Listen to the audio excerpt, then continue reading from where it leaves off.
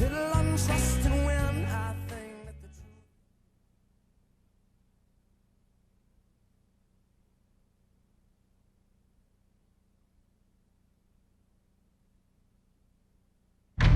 In the middle of the Nevada desert, near the infamous city where people come from all over the world to hedge their bets. Just a short drive into the parched, barren landscape lies a revitalized glimmer of hope. Hope for those that can survive a war against the competition and against the odds. It will require the fearless resolve to put everything on the line.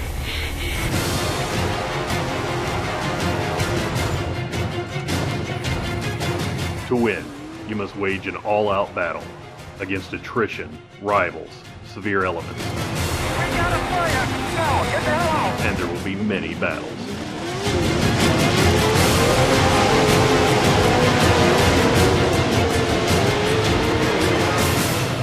Today, in the epicenter of this harsh and desolate landscape, is the first battle of a champions war, which will test the very limits of man and machine. Welcome to the season opener of the nation's most intense racing series, TORC, the Off-Road Championship, presented by Amazon.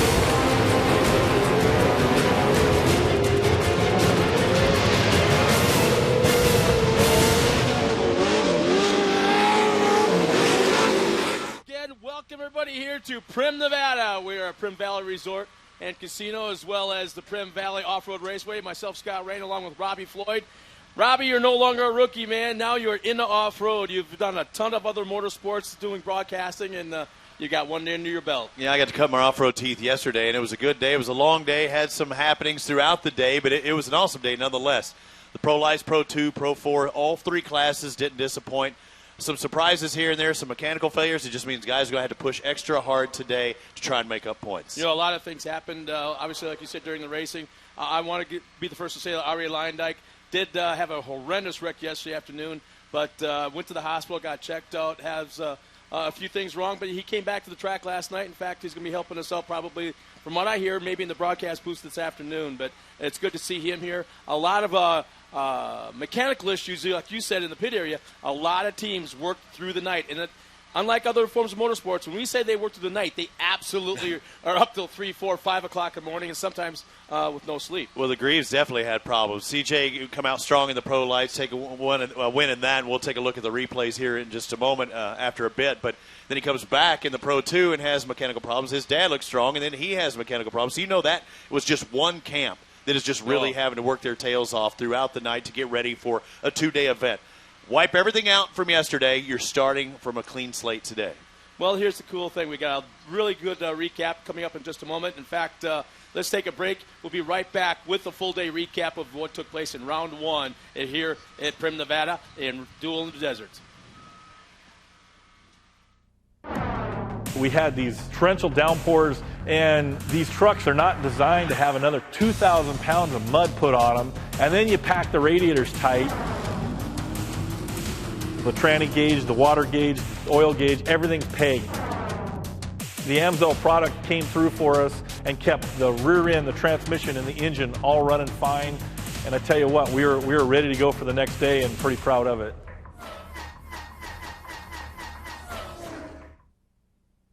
When adventure calls, count on the Trail Grappler to get you to your destination, wherever that may be. Large, innovative tread blocks provide additional biting edges to help you command the most challenging terrains as you discover new trails. The Trail Grappler's 3-ply sidewall and thick rubber construction aids puncture resistance and provides durability when you need it most. Nitto Trail Grappler, where road meets trail. Welcome back here to Primm, Nevada, and the Primm Valley Off-Road Raceway. There's a great shot of Turn 1. A lot of action happened there yesterday afternoon. A lot of action. Yeah, right off the bat, too. And a lot of track preparation throughout the day to keep the track as nice as possible. Quite a few jumps, a split section. You know, in case you're not familiar with watching this, actually they will have an option to go high or low and a little bit different ground to work with. But all in the backdrop, there's the stands. That's where we're perched right now, but a great venue here at Primm Valley Resort. You know, before we go with the recap from yesterday, we probably should start by explaining the qualifying that we went through yesterday. A little bit different than what we've done in the past in the history of short course. We've come out with the entire group, and they qualify all out on the track. Try to give 5 laps, I believe it was. They try to run as quick as a lap as they can within that 5 somewhere in there. But then they take the fast 3 qualifiers from that 5-lap session, take them back off to the side, and then they bring them all out. Do it again. And do it one time, 1 lap, boys, and it was for $500. And it really added a lot of excitement to their drivers. And you know what? It's one thing to start in the pole, but the guys got to go to the bank. I said it yesterday. They have to go to the bank on Monday morning, and it's really neat. Our fast qualifiers are going to the bank Monday morning and make a $500 deposit. Some of them might have been going to the bank here at the casino just behind us yesterday. If I'm going to win a few $100s, I'm going to go ahead and maybe try and reinvest it and to turn that 5 into 1,000 or 1,000 to 2,000.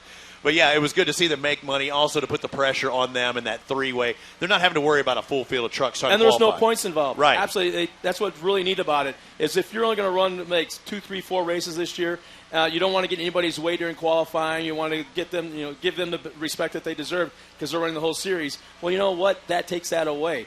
Everyone's out there for the cash, so it's anybody's ball game. That was yesterday. Today's a different story. We will not see the individual qualifying. That's been set from the results yesterday. But instead of the guy who maybe was a pole sitter yesterday, he's not necessarily going to be the pole sitter today in their respective class. Well, what they're doing now is they start in how they finished yesterday.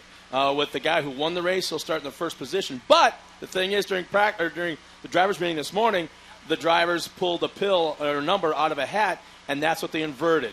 So, so it's not the pole sitter from yesterday. Yeah. He'll actually find out where he drops. If you pick a 0, yes, he would be on top of the pole. Yep. If you pick a 4, it means you start the top 4 invert. So you did everything you could yesterday to be on top, and then one little ping pong ball or something like that decides your fate today. Yeah. But it also gives a chance for the fans to see the drivers work their way, the fast guys work their way up through the fields. Not saying that there weren't fast drivers in 4th, 5th, and 6th yesterday. Well, you know what? We set the tone for qualifying at the beginning of the day yesterday. Let's take a look at what we actually saw down on the racetrack right now. First, I believe we'll have a Pro Light recap of what took place. And again, 24 trucks I think we had out on the track yesterday. And talk about a packed field. In fact, C.J. Greaves was the fast qualifier on the pole. And doing what he did last year, picked right up off and took off. And here's watch the inside. Famous turn 1. Brad. Let's see. We got Brad Lovell's involved. We got Bradley Morris involved. Sean Morris. All kinds of guys. 4, 5, 6 guys were involved in turn 1 on lap 1. And then on turn 3 on lap 1, more action going on as they come into that really tight inside right-hand turn. And you see how the suspensions are unloading or upset through that rhythm section. And a great battle here between Doug Matag and Keegan Kincaid, defending champion from 2013. Kincaid would eventually finish in 7th. Lovell would finish in 4th, but it was a race throughout. Watch his side-by-side jump on the back straightaway. Yeah, they are hauling tail. That's Jarrett Brooks on the inside, along with defending class champion Keegan Kincaid, and both very young guys and no fear. And you could tell by the way they were driving yesterday afternoon, coming out of this final turn into the front straightaway. And again, neither driver wanting to back out. And again, we talked about it earlier. The 24, Bradley Morris, had problems in that first turn on the first lap. He has problems later on as well. On 2 wheels, he saves it, but that was his nemesis yesterday. I mean, he was fast, but couldn't keep it going in that first turn. He had to work his way to the front 2 different times. And, again, this is that infield right-hand corner through that rhythm section you're going to see when you start racing today. And Jarrett Brooks, truck is tore apart. This is an example we talked about yesterday where that's just fiberglass. It's just cosmetic. They beat and they bang. Those things rip off. They fly off, but yet they keep on going. And nobody was flying faster than C.J. Greaves. He had the pole position. He really never relinquished that. Nobody put any pressure on him. He was able to take the checkered flag, competition restart, no matter what. He was definitely the quickest and way to kick off his season in Pro Lights yesterday. And, again, another one of those young guys. And basically it was trifecta, fast time, set the quick time, and then comes back with the win. Was leading the race at the halfway point. The kid did it all. But for everything that was fast in the Pro Lights, things went downhill for him in the Pro 2 because even heading into qualifying yesterday, he broke a spindle, had to start from the back of the pack, and then things went from bad to worse later on in the day. If you remember, he didn't even make it through turn 1 on lap 1 of qualifying, so a tough break for him. So now that's Pro Light. The tone was set for today in Pro Light. A lot of action going back there. A lot of guys swapping parts. Okay, I got this broke part. You got that broke part. Let's kind of swap, trade out, and just keep notes of what we were able to trade out so we both can get on the track. So there's a lot of trading going on last night back in the pit area. Another great shot of the traffic of people going back to L.A. County from Las Vegas this week, and we're going to be seeing that all day long. Once again, before we recap yesterday's race action for Pro 2, let's take a quick break and be back in just a moment.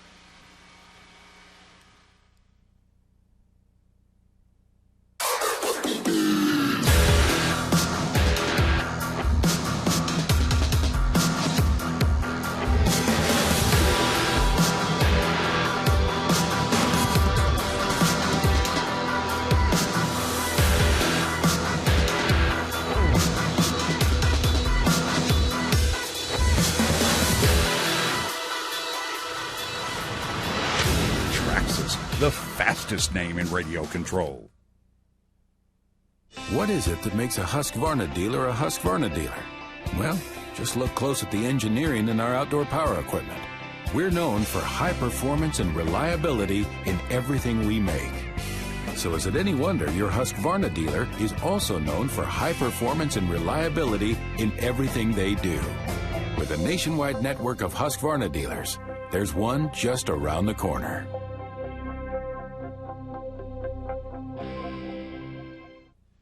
Well, there's an interesting shot right there. I would not want to be that camera guy because Jeff Nordstrom would jump on that thing and plow you under real quick. And those things are fast. Those cats Oh, are man. one fast cat, that guy is. I was really surprised yesterday the way that thing was tearing on and off the track. And you know what? A big shout-out to Jeff Nordstrom and all the guys out there. They've been here for over 3 weeks straight every single day. Every once in a while, Jeff would drive all the way back to Temecula to his wife, spend the night, have dinner, and turn around and come back the She next appreciated morning. that. I hope so, but yeah, Jeff and his guys are doing a great job, so a big shout-out to those guys. In fact, I think Jeff's got his son right now behind the wheel of the water truck heading into that final corner. So probably one of the biggest factors today is the water truck. Conditions yesterday, they changed a little bit. It's a little bit warmer today.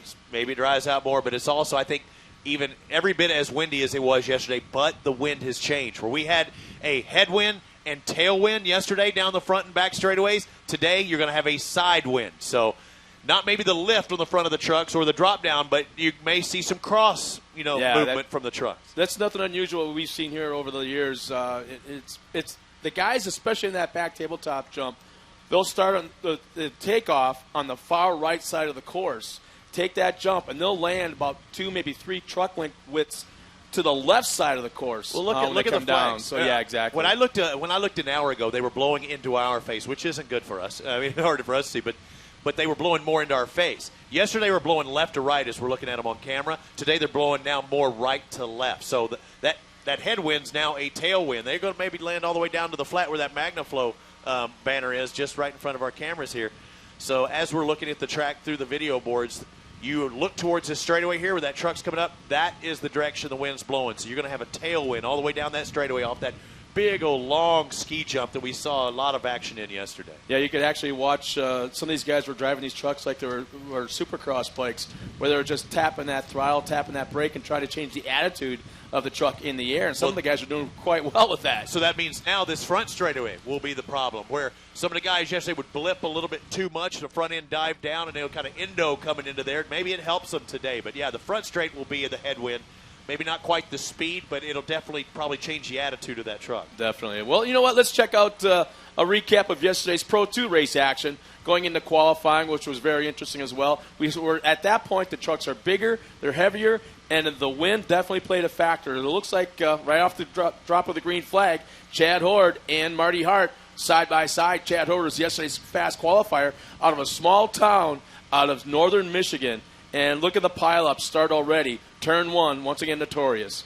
Yeah, and it looks like a Horde made it out. And he had pressure from right off the bat going into that first turn. It was never let up. He held on to that lead for most of the race. The 15, of course, of Marty Hart sticks his nose in there, does several times throughout the race. It looked like as the race went on, he would be able to put more pressure. There's that split section, and the guy's actually splitting it with his left and right tires across up there. But Hart kind of lost ground towards the end. I'm not sure what happened with his truck, but it didn't seem like things were working in his favor the longer the race went on. Well, that's what's interesting. They both pretty much run the same kind of trucks, different chassis. Chad was having issues coming through the rhythm sections, but they were both running Maxxis tires. I just wonder if maybe it was a grooving that was a little bit different. It gave the advantage to Chad Horde. Maybe. But they were both running Maxxis tires, but Chad Horde was the Pro 2 version of CJ Greaves yesterday, having set fast time starting the pole, was leading at the halfway point and takes a checkered flag. Chad Horde, out of a small town, Felch, Michigan, northern Michigan, with first win of 2014. And he gets max points, 25 points heading into today. This is a 2-day event. Each day pays their respective points. The only thing different is the qualifying or the lack thereof today. We should also mention during that race we didn't see Ari Leindyke Jr., his situation in there.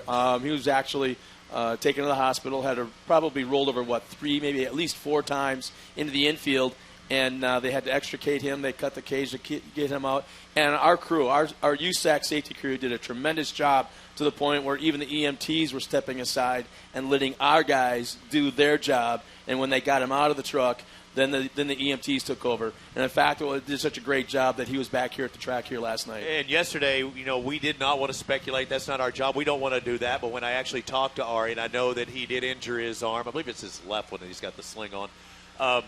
Broken collarbone, so the broken clavicle. If you're a racer in any motorsport, and I come from motocross, if you're going to break anything, you pretty much want it to be a clavicle because it's going to heal in 4 to 6 weeks, period, on its own. But you can plate that bad boy and possibly be back very quickly. I've had motocross guys. The Amsoil Arena Cross champion Tyler Bowers broke his clavicle in the race to the championship, came back like 4 days later. I was talking to Ari about that. You could see him light up and say, really, if I played it, I'll be good. I said, yeah, you're going to hurt, but you can be good possibly. And he's going to probably get it taken care of either in Arizona or in California. And he may be actually hopping in our booth. Hopefully today we'll get to talk to him. But if not, he's going to be on the NBC Sports Network, which will be broadcasting this. I will try and get you the dates for that. But the NBC Sports Network will be broadcasting, and I think he's going to come in on the Pro 2 class. The thing is, also keep in mind, they had to cut him out of that truck yesterday for safety purposes. So the truck's hurt. Yeah, I think the truck is in. We knew Ari was okay, and we knew there was some issues with him physically, but we knew he was okay when yesterday he was asking what's wrong with the truck, as he's being pulled out. So that's Ari. Yeah, his crew's going to have some work to get that truck up. Pretty much as I was looking at last night, it looks like they might have to cut the front stub off, the back stub, and replace the whole cage in the middle because they had to cut him out. Ouch. In fact, I'm being told right now we're going to see a quick replay of actually Ari's incident coming out of turn 1. If you didn't see it yesterday, pay attention quickly. Yeah. It's the 4th truck right there. Gunk, gunk, There's 1, gunk, 2, gunk, gunk, 3, gunk 4 complete rollovers. Yeah, on the wheels. And there goes the wheel. Yeah, you knew it was a violent rollover when the steering wheel is actually inside that truck, and those things are clipped in really hard. Yeah, they had that release, so he had to be going, oh no, and that wasn't his exact words, but he was doing that, probably pulling back on the. I wouldn't doubt it at all because some guys have issues when they are trained themselves. Like Jimmy Johnson, he grabs his belts and hangs on it on his chest. He hangs on like this. Famous for letting go of the steering wheel that she learned from Indy cars. Yeah, exactly. So, but Ari is at the track. He is okay. And once again, there's a great shot of our track crew just still out there working to try and make it perfect conditions. And you talked about yesterday, we saw that shot. I'd love to see that again because you get all the roost along the concrete barriers. You see the crews. They're not trying to make that look pretty, mind you. They're trying to keep it from being a ramp, for one thing, because you don't want to be a ramp going up to that. But also the visual aspect. When all that dirt gets thrown against that concrete barrier, they can't tell the difference between the barrier and the track itself. Yeah, when you're going, 75, 80 miles an hour into a left-hand turn, I believe that's where they are right now, right behind the Jumbotron to the right side of the course, and you want to throw that truck sideways, and you're getting roosted from a truck in front of you, all you see is dirt in your face. All you see is dirt on the track. You have no visual concept. There's no depth perception of where the wall is. So you better learn where to turn real quick, and that's exactly why they're doing it. The freestyle skiers, you might only watch them once every 4 years. The guys do all the flips and tricks and stuff in the air. They love performing at night exactly for that reason because they can see the difference between the white of the snow and the black of the night. Same reason for them. They've got so much going on. The last thing they want to know is, where's the edge of the track? I don't see the edge of the track. So kudos to those guys. Well, there's Jeff Nordstrom going back to his office. Back to the Speedwagon, the Cat Speedwagon Grader.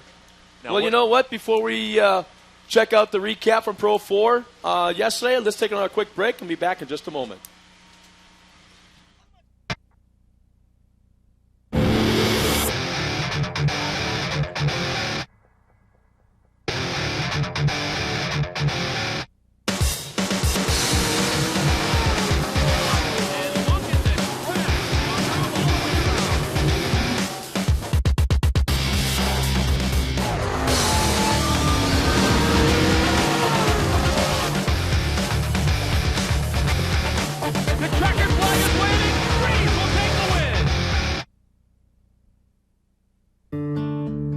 We build tires, but not tires like anybody else.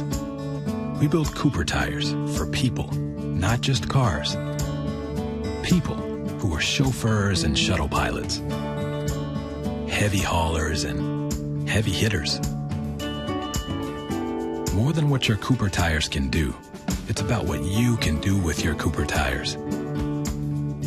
Life's a road trip. Come on, let's go. Well, once again, welcome back to Prim Valley and the Prim Valley Off-Road Raceway.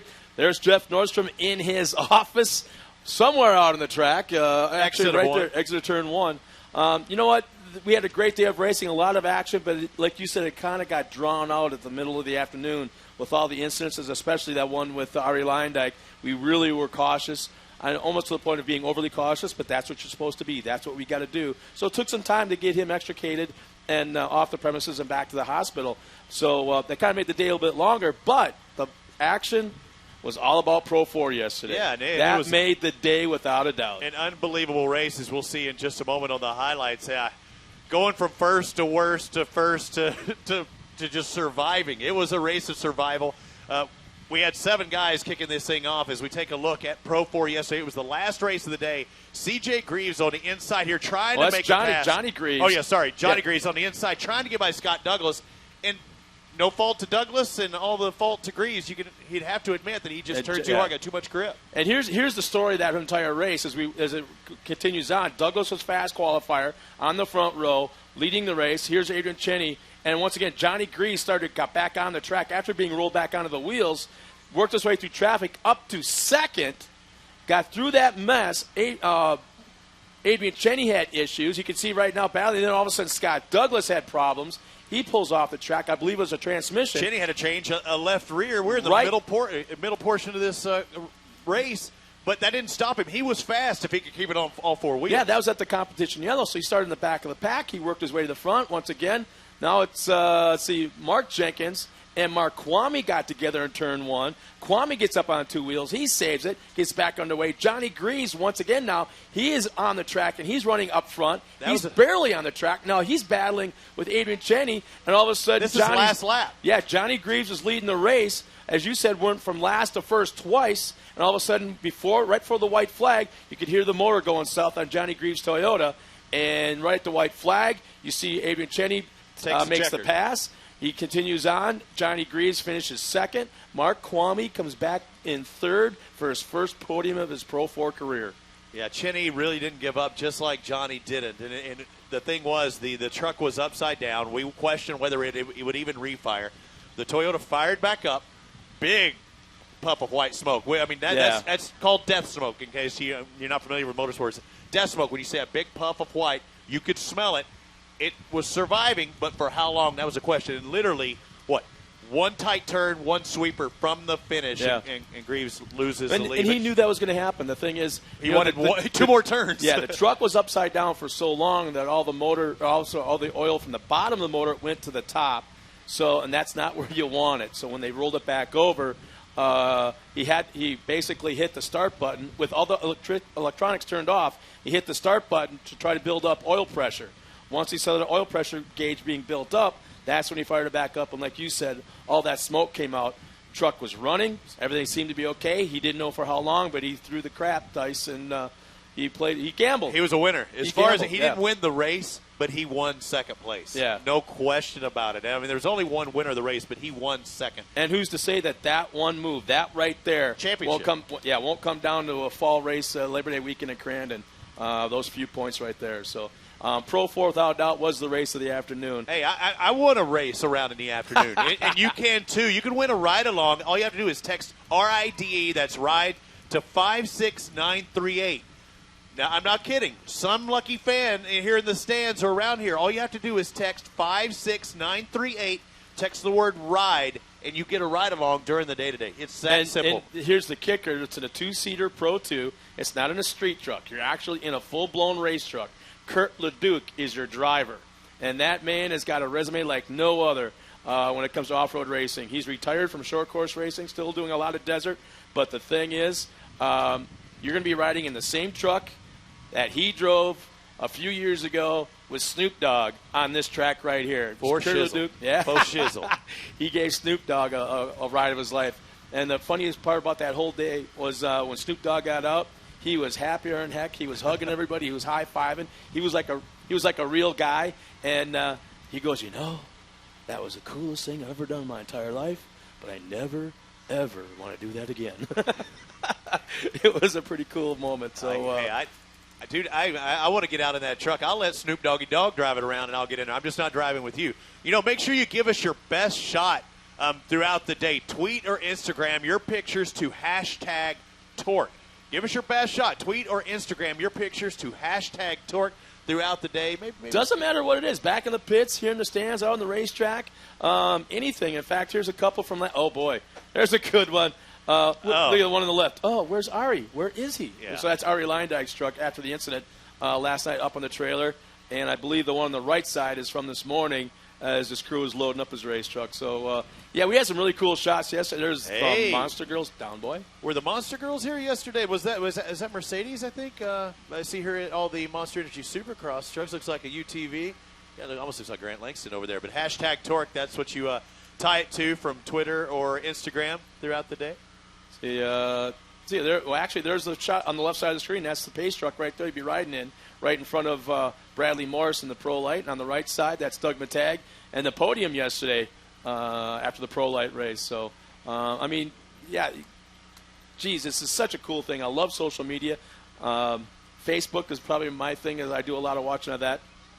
Miss Torque Model Search. This is what I want to be a judge for. Show us why you should be Miss Torque 2015. The grand prize is $2,500. MissTorque.com. That's where you find out more. MISSTORC.com.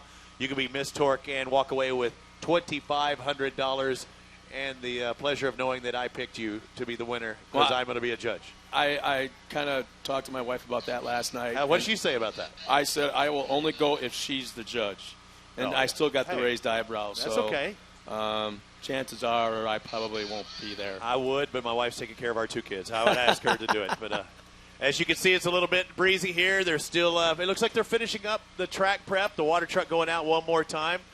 Again, a great venue. I also want to remind Scott that the fans can go out in the pits and get the driver's autograph if they're walking around. I mean, don't bug them while they're working on their truck. But this is an open pit scenario. So you can, if you don't have their autograph already, maybe you could get one after the race. But you could also go check out and see the behind-the-scenes stuff, the working on the trucks in between the races. It's really neat. We mentioned it yesterday as well. But, there's no fence you have to look through. There's no windows, no cement wall you got to lean over. You can walk right up to these race teams and watch what they're doing.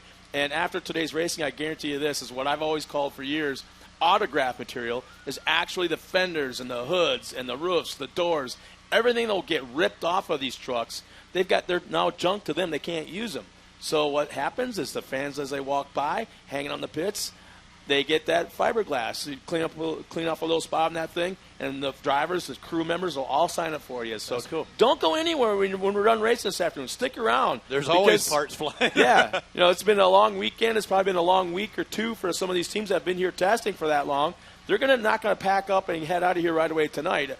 Obviously, with the traffic being what it is, they're going to stick around and probably head out tomorrow. So there's going to be a party here tonight. This is the first time that we've had the Armory Group producing and putting together this whole TORC series. So this is their baby. This is the first time they've done it. So I'm sure they're going to kick back and have a little fun with the fans too. So again, don't go anywhere after the racing this afternoon. Stick around, walk the pits. It's totally accessible all over the pit area. You can go anywhere, talk to any drivers, get the pictures, autographs. They all got, most of them have posters. So there's a lot going on. So please stick around and be a part of an interactive motorsport.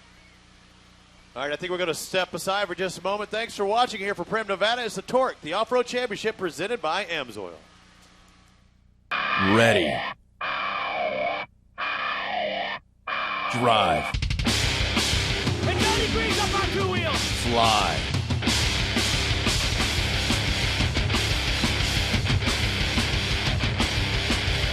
Dominate.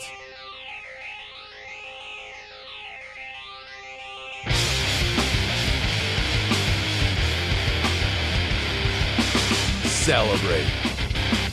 MagnaFlow.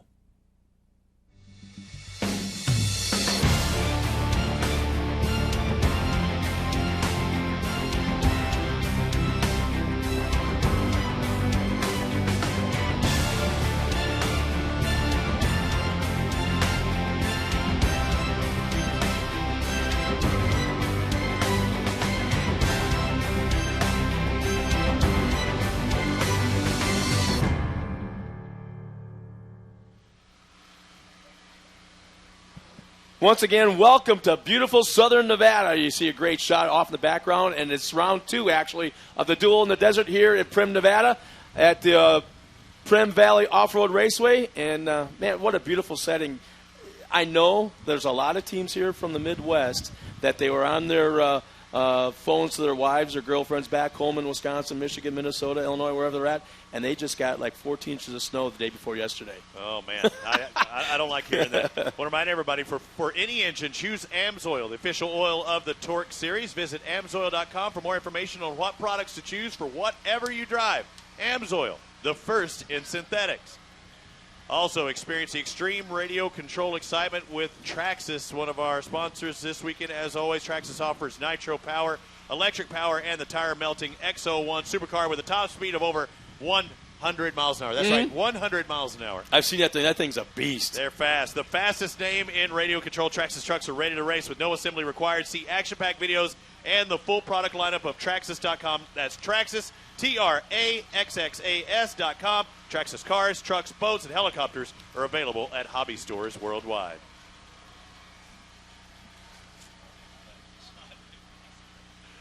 And we see a lot of the Traxxas sponsored trucks out there today. Oh, yeah. You know, I made a mistake earlier when I was talking to the I was told I explained it incorrectly to you. No, but either way, I said it wrong. If you want a Husqvarna piece of equipment today, go check it out over near the Johnson's trailer. They've got everything here, yeah. Yeah, they've got all the stuff here, but we've got a card that you can send in for a rebate offer. You get 10% back. So it's a 10% rebate offer, and it's just this Primm Nevada event. You get 10% back. You can buy it even when you go home, but just send in this card and you get 10% back. So it's pretty awesome from all their line of equipment, and getting it, they're almost like giving it to you with 10% off.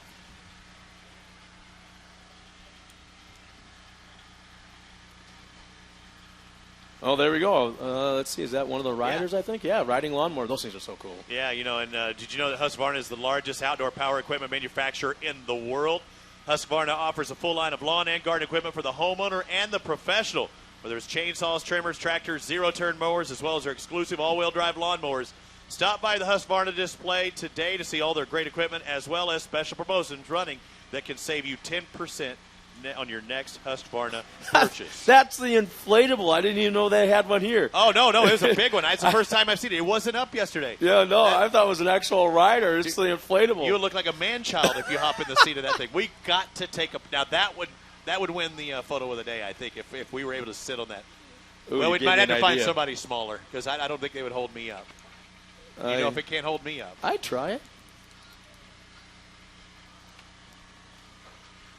You know, we talk about our sponsors, but also we have equipment sponsors as well. Look out there, and you see that grader. I think it's got to be one of the fastest graders on the planet because that thing was hauling tail yesterday.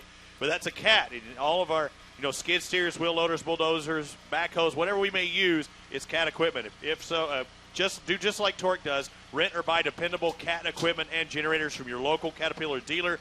With a dealer near you, Caterpillar offers the most productive and fuel-efficient equipment on the market today at a price you can afford. So, Cat, they're our equipment, and we want them to be your equipment of choice as well.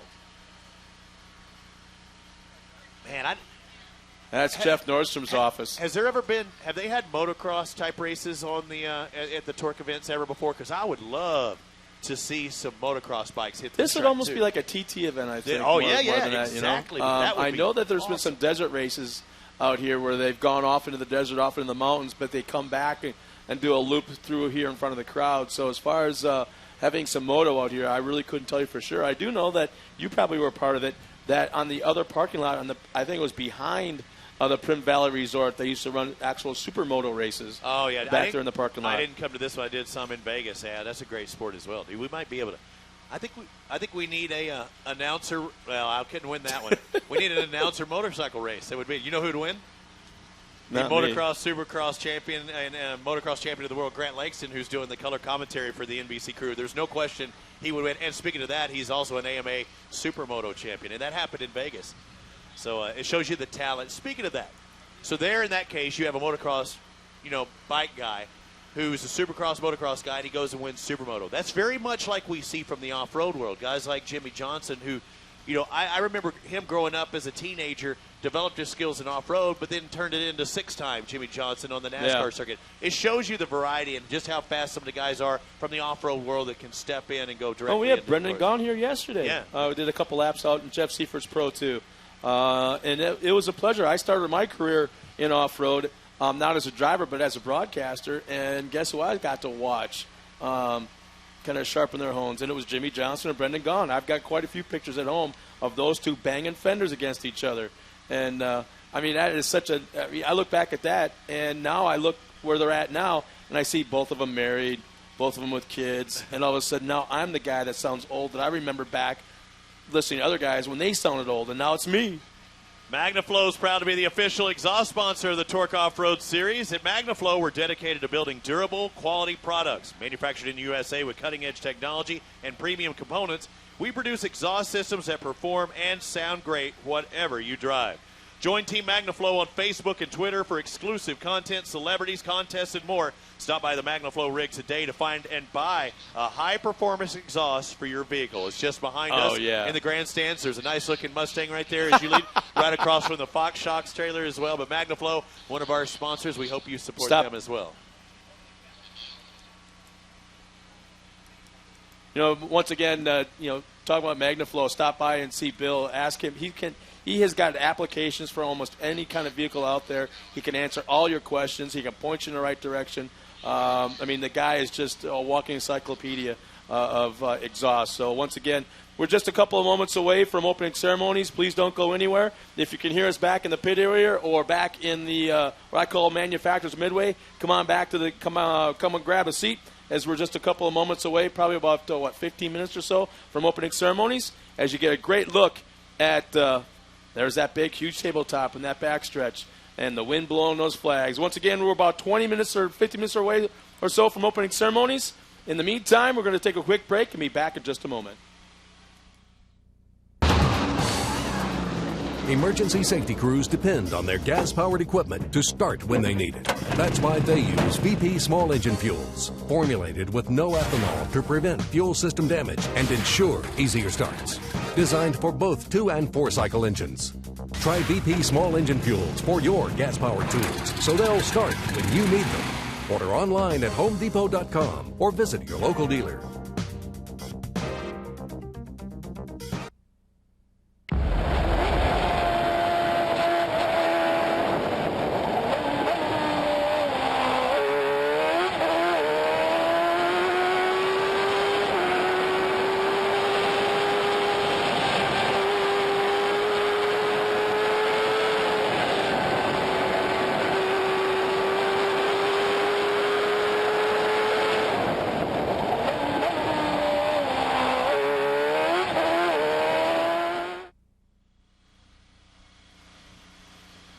Once again, welcome back. And there's, I wonder if Jeff Nordstrom has got an office at home where the desk or the chair's not on some sort of wheels, because it seems like that's his office right there, the way he's been working the last couple months. Don't you know he's ready for a little break? I've never known him to take a break, even after last season. So if he's taken one, I don't know about it.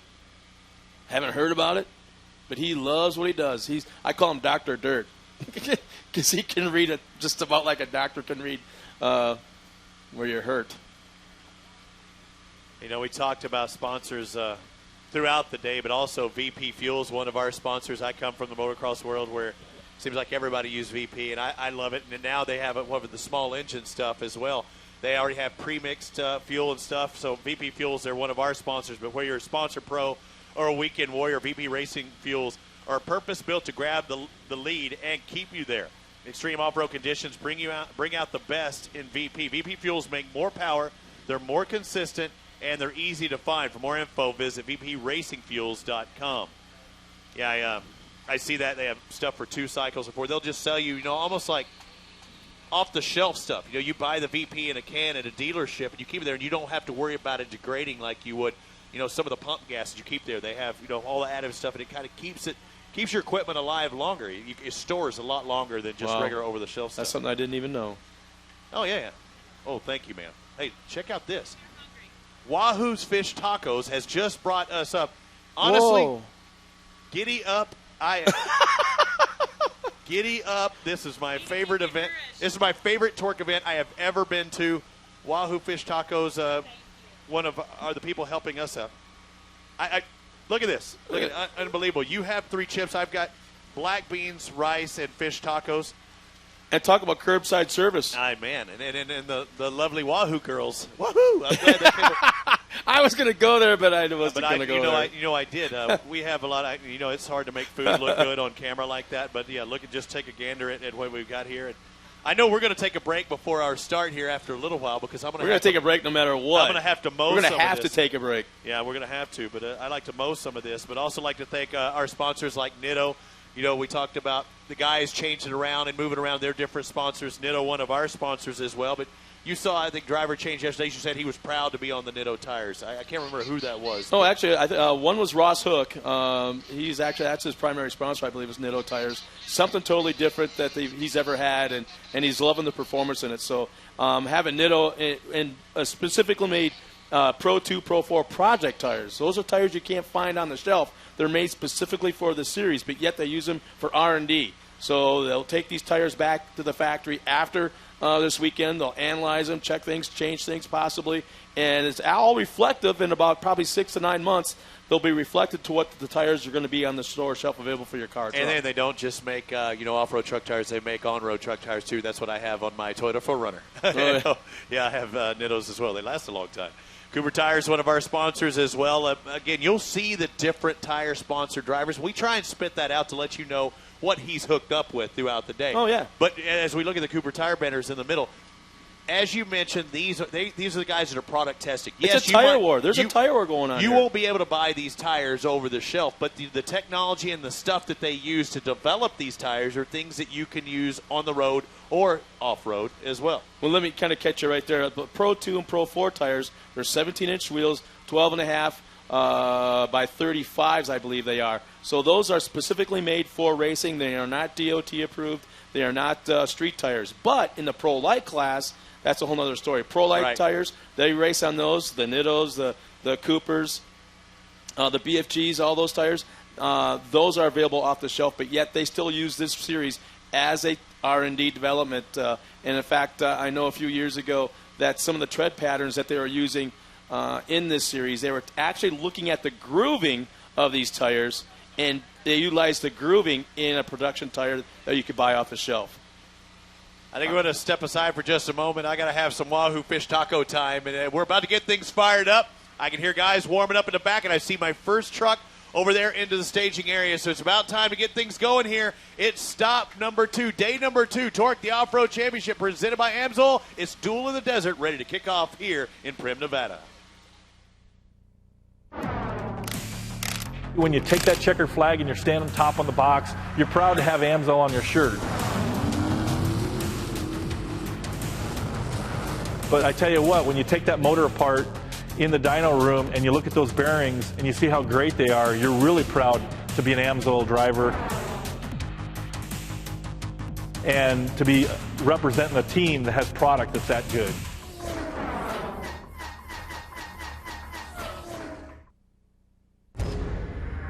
What is Monster? It's killing tires on the ultimate gymkhana course.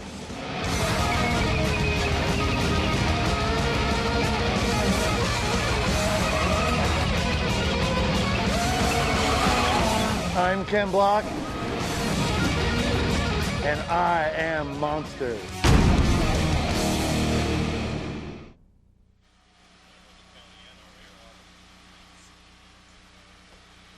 Once again, welcome back to Primm Valley Resort and the Primm Valley Off-Road Raceway. You see our Pro Light trucks pulling up. The last one, that blue and white truck, Luke Johnson, and that Peak Antifreeze truck is getting ready and staging. That is the far side of the course, just a tick off to the left, entering into the final corner. You see a little hole in the gate. Once again, this is round 2 of the Duel in the Desert here in southern Nevada. And Yeah, you're eating. No. Did I just hear you call it antifreeze? Is that how they say it? Is that you're a Californian now? Yeah. Is that the Wisconsin way, antifreeze? We call it antifreeze in the Okay, South. I don't know. I'm saying I've never heard that in my entire life. We're going boating after we have some toast for breakfast day. Oh, now you're throwing. I was like, the Wisconsin boy came out in you for just a moment. Are you Italian too? No. I always get that wrong too. Hey, speaking of the town, we are on the far west coast, but there's competitors from all over the country here today competing in TORC the Off-Road Championship. Yeah, we got a couple of drivers from Canada. Let's see, Florida, obviously Wisconsin, Michigan, Minnesota, Southern California, Nevada. The Virgin Islands. Well, yeah. By way of New York? When I saw that, I had to giggle because Adrian Cheney, I don't know where he's from now anymore. It used to be he's got a place in Manhattan. He grew up, he was born and raised in South Africa. I believe when he was in his mid-teens, I think it was, right around there. His family moved to central Wisconsin with the school at University of Wisconsin, and now finds himself living in New York City. But then he also has a place, I believe it's St. Thomas, Virgin Islands. So when I saw his hometown, St. Thomas or St. John or whatever it was yesterday, I went, what? He moved again? Let's be honest, it looks better than New York City. Yeah. I mean, you ask somebody in New York City right now, would they rather be in the city on this afternoon or would they rather be down in the Virgin Islands? 99 out of 100 New Yorkers he's also got something crazy. Obviously, he's known as the Wild Man. If you're any kind of an off-road race fan, you're already familiar with that. Well, I found out this weekend for the first time that he's got another little iron in the fire going. And with the beef jerky craze that's going on or the beef snacks that's going on, he's starting his own company. He's calling it Wild Man Bites. And I kind of didn't know what that meant. I saw stickers going on his truck. I'm like, Wild Man Bites. I mean, you're better than that, man. Why are you like kind of being so self-deprecating? And then he kind of looked at me like I was crazy. And then he kind of told me what the whole story was about. So he's got a new little beef snack company coming up probably within the next week or two. There we go. One thing I do know is good beef jerky. Just like at judging modeling contests, I am very good at beef jerky contests. Oh, Robbie, we're going to have fun this year, man. Look, I can see this lady over here. She's good at testing beef jerky, too. I mean, she looks like a pro jerky taster. I love beef jerky, so I'm ready to see some of his product come out very soon. Wild Man Bites. Huh. So that's going to be really interesting. We're looking forward to it. Once again, we're about 10 minutes away from opening ceremonies as Dust Devil comes out of nowhere and just whips to the grandstands. But once again, we're about 10 minutes away from opening ceremony, so if you can hear our voices back in the pits or Manufacturers Midway, please make your way to your seats so we can get underway with today's racing action. Pro 2, Pro Light, and Pro 4 coming at you right here in Primm, Nevada. Once again, we'll take a quick break as they're still working on this track. Try to keep it in pristine condition for that first green flag this afternoon. We'll be right back after this.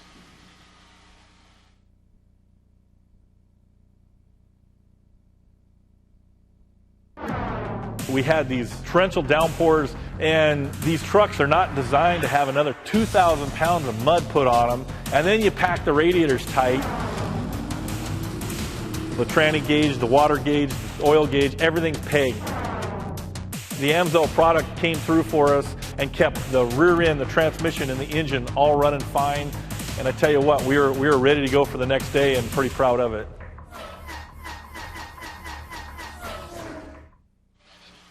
When adventure calls, count on the Trail Grappler to get you to your destination, wherever that may be. Large, innovative tread blocks provide additional biting edges to help you command the most challenging terrains as you discover new trails. The Trail Grappler's 3-ply sidewall and thick rubber construction aids puncture resistance and provides durability when you need it most. Nitto Trail Grappler, where road meets trail. Welcome back, everybody, on the World Wide Web. We're here in southern Nevada, actually right at the California-Nevada state line. We're here in Primm, Nevada, home of Buffalo Bills and the Primm Valley Resort Casino. The whole group is right here, and you're looking at the final corner at the Primm Valley Resort Off-Road Raceway. I got myself, Scott Rain, along with Robbie I almost said Robbie Madison. Are you Robbie, that good? Robbie Floyd is like Pink Floyd, but different. No, I was thinking Robbie Madison, He's the a buddy freestyler. of mine. Yeah, he's a buddy of mine. Would you jump your bike up on top of that? I would do it, but I just wouldn't survive the fall. I would do it. You know what? We were entering into round 2 of the Duel in the Desert here, the second race of the 2014 season. And once again, we're here as part of the TORC, the Off-Road Championship, presented by AMSOIL, and the gangs here are ready, guys. The Pro Light guys are lining up back and staging. And you know what? We failed to mention two other partners here in our broadcasting crew. Much better looking than us. And probably in the best seats in the house. And once again, we got Kelly and Taylor Snyder, the Snyder sisters, working with us. Let's turn it over to, Kelly, I believe it's Kelly Snyder back there staging. Kelly? I don't think so. They can't. Well, guys, talking about track conditions coming into today, the teams are going to definitely take into consideration that today's weather is a lot different than yesterday's race. Without that cloud coverage and direct sun coming onto this track, it's going to blue groove extremely fast during today's main events, and the Pro 2 race will probably have a pretty blue groove track, which will lead to a lot of slick conditions and will push those trucks up into the cushion. If that happens too much, it may push those trucks right into the wall, so watch for that to happen. But at the end of the day, the game changer will be whoever can manage their tires the best. Whoever's able to make sure that their tires are grooved and set for the race at the end of the race and the track conditions that it'll be at the end, that's the guy that'll be on top of the box. But don't forget, if they keep watering this track like they did yesterday with all this sun, this track will be one slippery ice skating rink. Guys? Thanks a lot, Kelly. And it's just a factor that you have to deal with. In any form of racing, you have to deal with the track conditions no matter what they are. This is a desert scene. It's going to dry out. It's going to be sunny, or at least that's the hope. Very seldom do you have cloud cover at this time of year, and it's going to be a little breezy. So they have to adjust as the day goes on. You know, we talked about this yesterday when, you know, what kind of tires they use, what kind of grooving. And the blades that they use are different widths, so they can actually cut those grooves into the tires. Okay, do they go with a mud tire to start with the track being all rutted up and all muddy and maybe standing water in certain areas, or do they go with the smaller groove, the smaller, tighter area, and more tread pattern? You know, I think we found out yesterday that the guys actually did both, and they had two sets of tires sitting there until the very last moment. And as they watched the crews on the track all day long, working this track, grooming it, watering it, ripping it up, watering it again, they waited till the very last minute to figure out which tire they're going to use. And I think right now, I'm still thinking that I don't know if we're going to see a whole lot of blue groove, because they've done a heck of a job of ripping, watering, packing it down, ripping it again, and watering. So I'm going to say we have moisture probably going down about 6 to 7, maybe even 8 inches deep, which is a very, very good thing. But again, the wind will dry this track out way quicker than the sun will. And the Bluebird skies, like Kelly had mentioned. So as you talked about, the track crew is doing a great job trying to keep hold of it, but it will progressively dry out. There's no question, unless they just literally flog it with water, and that's basically what they're doing right now. They rip it up, water it, keep watering it, keep watering it. They're ripping it up right now. Looks like coming into the sweeper, possibly one more time, or at least we see the leveler coming across there, the road grader. You know, just like you see on dirt tracks at your county fairgrounds, I think right now he's doing nothing more than maybe packing the track. Yeah, you may be right. So they rip the track, and then they water it, and then they pack it, and that keeps the moisture in there. So, in fact, you see the water truck doing the same thing right now. I don't even see any spray coming out of the back thing. So they're doing it like the old county fairground style. They're packing the track and keeping that moisture down in that.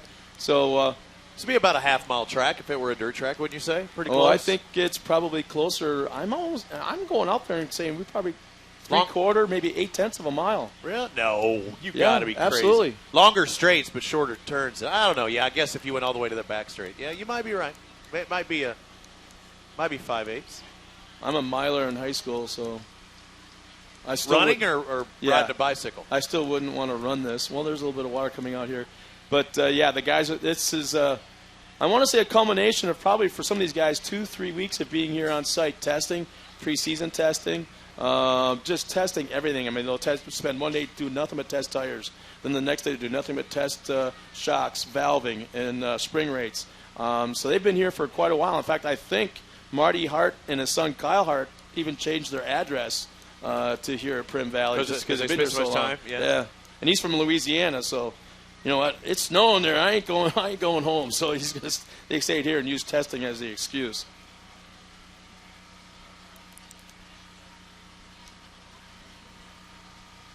And they're doing a little bit of track prep. Pro Light will be the first race of the afternoon. Again, not having to worry about the qualifying. We went through that yesterday. This is a 2-day event. This will be the day that we have the television show, not online, that those of you around the world are watching, but also at NBC Sports Network. Tony Bachhoven is going to be a field reporter with Christy Lee. In the booth will be Tess Sewell and Grant Langston. And we'll try and get you that date when it becomes available. For those of you wanting to watch the NBC broadcast, we saw them doing it looked like a CJ interview when we come on the air here. It looked like they're doing a CJ interview. Christy Lee was down there getting into her. I get to work with her in the Amsoil Arena Cross Championship that just wrapped up. So good to see familiar faces in there. And she likes racing. She actually races motorcycles on the road stuff as well. And I know I give Tony Bachhoven a lot of grief, but oh yeah, he's on this health kick, and he's been really getting buff, and I've been teasing him a little bit. So I probably should say, it's all in fun. I'm sorry, you're a big guy, and he probably could just look at me and blow me over just by his stare. But it's great to have him part of the crew out here again, and he's a circle track guy too in his background from Iowa, and loves his sprint cars, loves his dirt track, but man. When he came out here, I believe it was last year for the first time into the off-road world, he actually got bit by the bug and was so excited to be able to come back this year and do it all over again. So it's cool to see Tony here. And I'm not going to stop calling him Beefcake, though, because as long as you keep doing it, it's not me, because he's bigger than I am.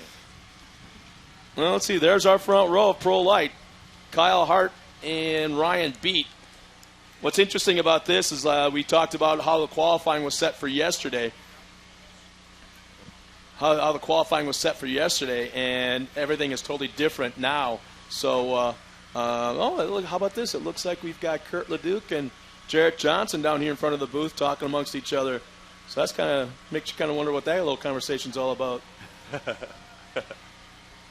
Kurt having his ice cream, that a boy. Getting ready to watch probably Johnson trying to watch what's going to happen in this first race, see how the track gets used or abused. I kind of want to. I think that Kurt Leduc is mentoring Bradley Morris. He's been kind of coaching him. Is that still the case? You kind of helping the kid around? No. Shaking his hand. He's got ice cream on his mind. Quit messing with him. He's surpassed anything I could ever teach him. Is that it? I highly doubt that. 27 entries yesterday in the Pro Light as they're prepared to. I got a question. I got a question for Jarrett. Jarrett, is your brother? I know he's busy today, but might your brother be watching us or keeping tabs on what's going on here at Prim via the World Wide Web? He's watching us, huh? All right. We got to do a shout out to Jimmy Johnson. Thanks a lot, man. I know he's a big fan of obviously off-road racing, but he's got a soft spot in this sport in his heart for his two brothers. One of which is about ready to hit the racetrack. So once again, if you can hear our voices back in Manufacturers Midway or back in the pit area, please make your way up to the seats. So we are just a moment away from opening ceremonies. Once again, please head to your seats so we get underway with opening ceremonies and this afternoon's racing action.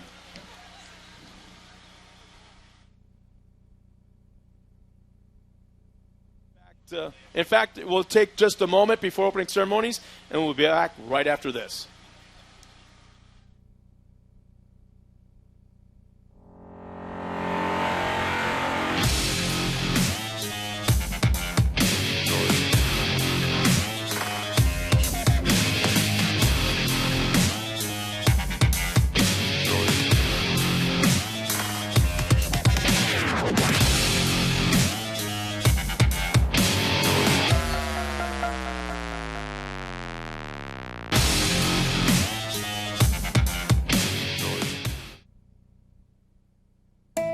Husqvarna's latest innovation is based on a simple fact. The Earth is not flat.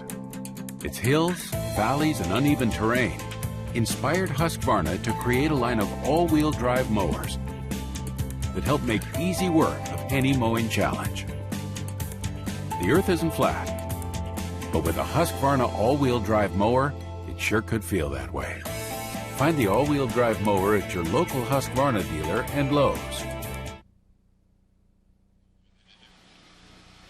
Once again, welcome back, everybody. Here we're at the state line of Nevada and California here at Prim Valley Resort and the Prim Valley Off-Road Raceway. Myself, Scott Rain, along with I almost said it again. Robbie Floyd. It's like Pink Floyd, but different. But you're such a trickster. Not Robbie I'm thinking Madison. Robbie Madison. No, it's Robbie Floyd out here. But what a great sight to see. We got fantastic weather. I'm knocking on wood right now as we speak, as it looks like the wind has let up a little bit. Yes, for sure. And that would make for a perfect afternoon of racing. You can see some of the teams in the infield making their way, setting up the hot pits. And what we say hot pits, we mean basically kind of like NASCAR. It's just the pit area. If you have a flat tire or a problem that can be fixed quickly during the race, you pull off to the track to the inside right where they're located, and they take care of business and hopefully get your guy back on the track on the lead lap. It worked for Adrian Chinney yesterday, didn't it? I mean, he had a flat tire, went back out, right? Yeah. It was, right? And went back out and was able to perform to his fullest and make the pass at the very end. So it looks like we got some guys coming out on the track getting ready for opening ceremonies. Here comes our pace truck. I believe that's Richie Kuloff behind the wheel of that black and red TORC pace truck. And our front row, second row coming right up, we have got 23 trucks coming out trackside. We're just moments away from, once again, opening ceremonies of round 2 of the Duel in the Desert. The second race of the 2014 TORC, the Off-Road Championship presented by AMSOIL Series. Here they come, ladies and gentlemen, our first race of the afternoon. let's quickly go down to Kelly Snyder. Who are you with, Kelly, or what do you got?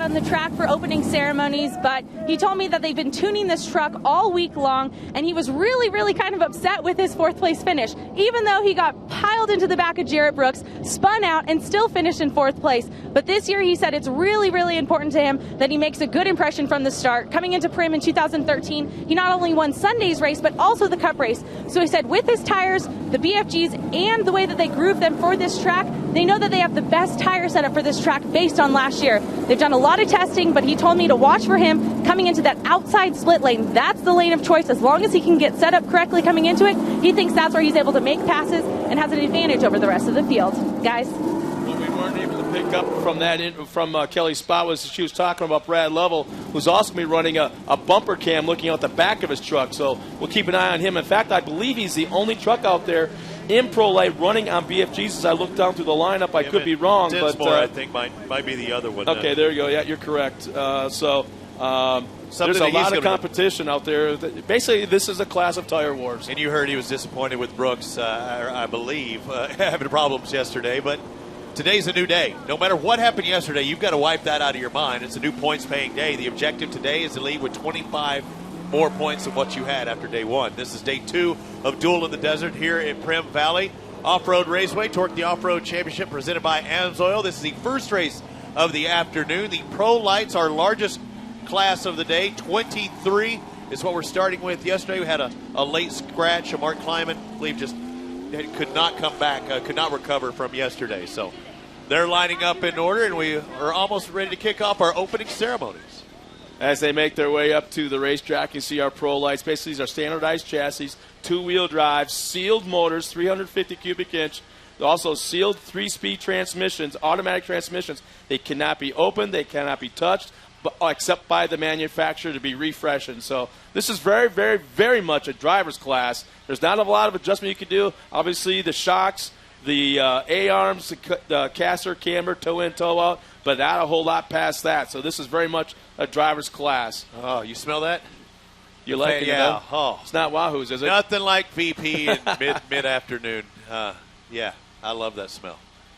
VP Racing Fuels, these guys, and I think they have different selections. I don't think they're restricted to have to use a certain fuel. It might be 105, 108, 111, whatever. But I think a lot of them choosing that VP fuel. As we look at the screen, you can see Luke Johnson right now on the top of the screen. Right in front of him is Jesse Johnson, Keegan Kincaid, Doug Matag. There's Brad Lovell right there in that black and white AMSOIL in the inside second row.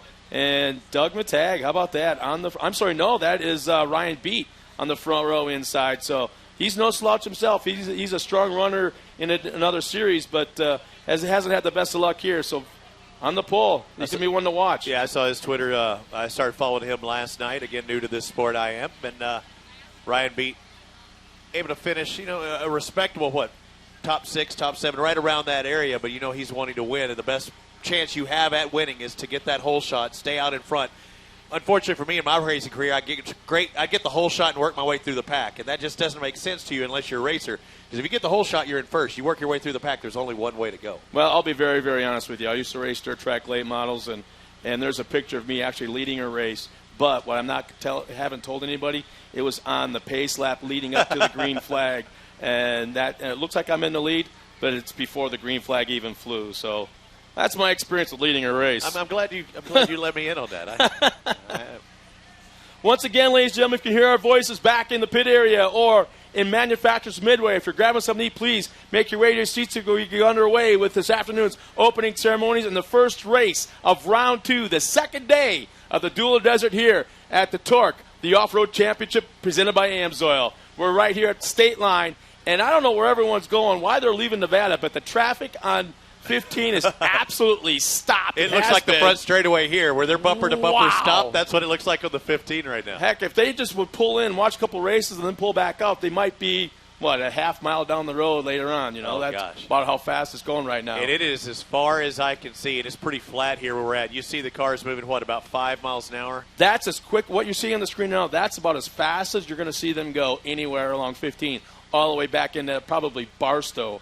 Before they get a chance to even speed up a little bit. But that is simply amazing, the number of people in Las Vegas. That camera could pan, to the right, and it is still that same speed all the way. I mean, probably at least 10, 15 miles. Wow. Down, because you can see the reflections on the vehicles, and it is solid.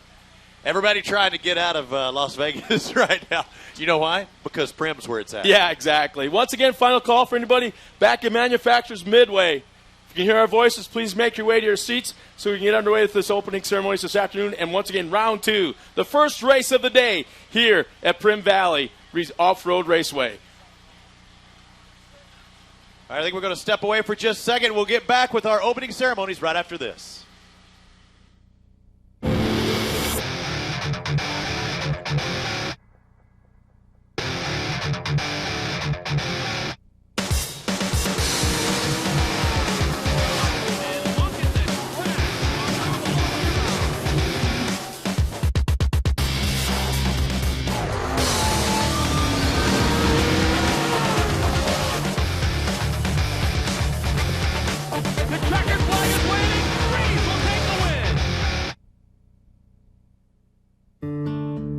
We build tires, but not tires like anybody else. We build Cooper tires for people, not just cars. People who are chauffeurs and shuttle pilots, heavy haulers and heavy hitters. More than what your Cooper tires can do, it's about what you can do with your Cooper tires. Life's a road trip. Come on, let's go. Welcome back once again, everybody. We're here at State Line, that fine line between Nevada and California as we get ready to go. Once again, this is round 2 of the Duel in the Desert, day number 2 here at Prim Valley Resort Off-Road Raceway. Ladies and gentlemen, now's that time. We've finally been waiting. It's opening ceremony time. But first, before we get underway, please, all eyes now towards the flag tower as we have our representative from Racers for Christ with opening invocation, Steve Hansen.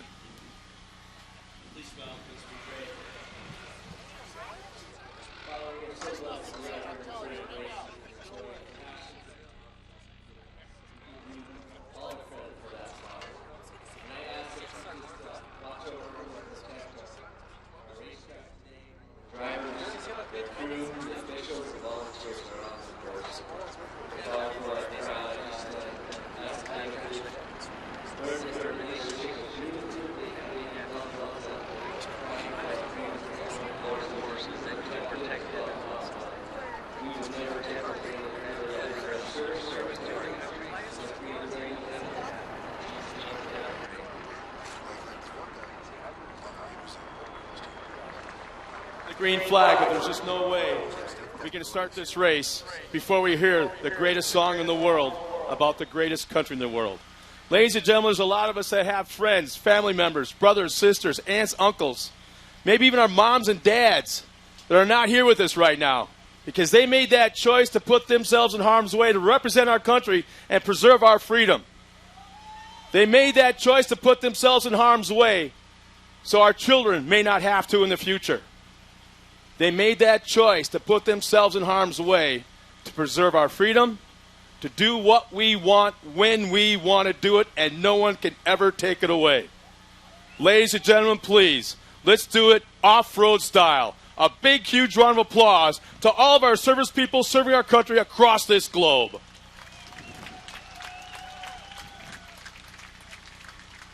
Now, it's my honor to introduce to you the young lady that is singing the greatest song in the world. Ladies and gentlemen, once again, all eyes to our flag tower for the singing of our national anthem, and Sarah Hickey.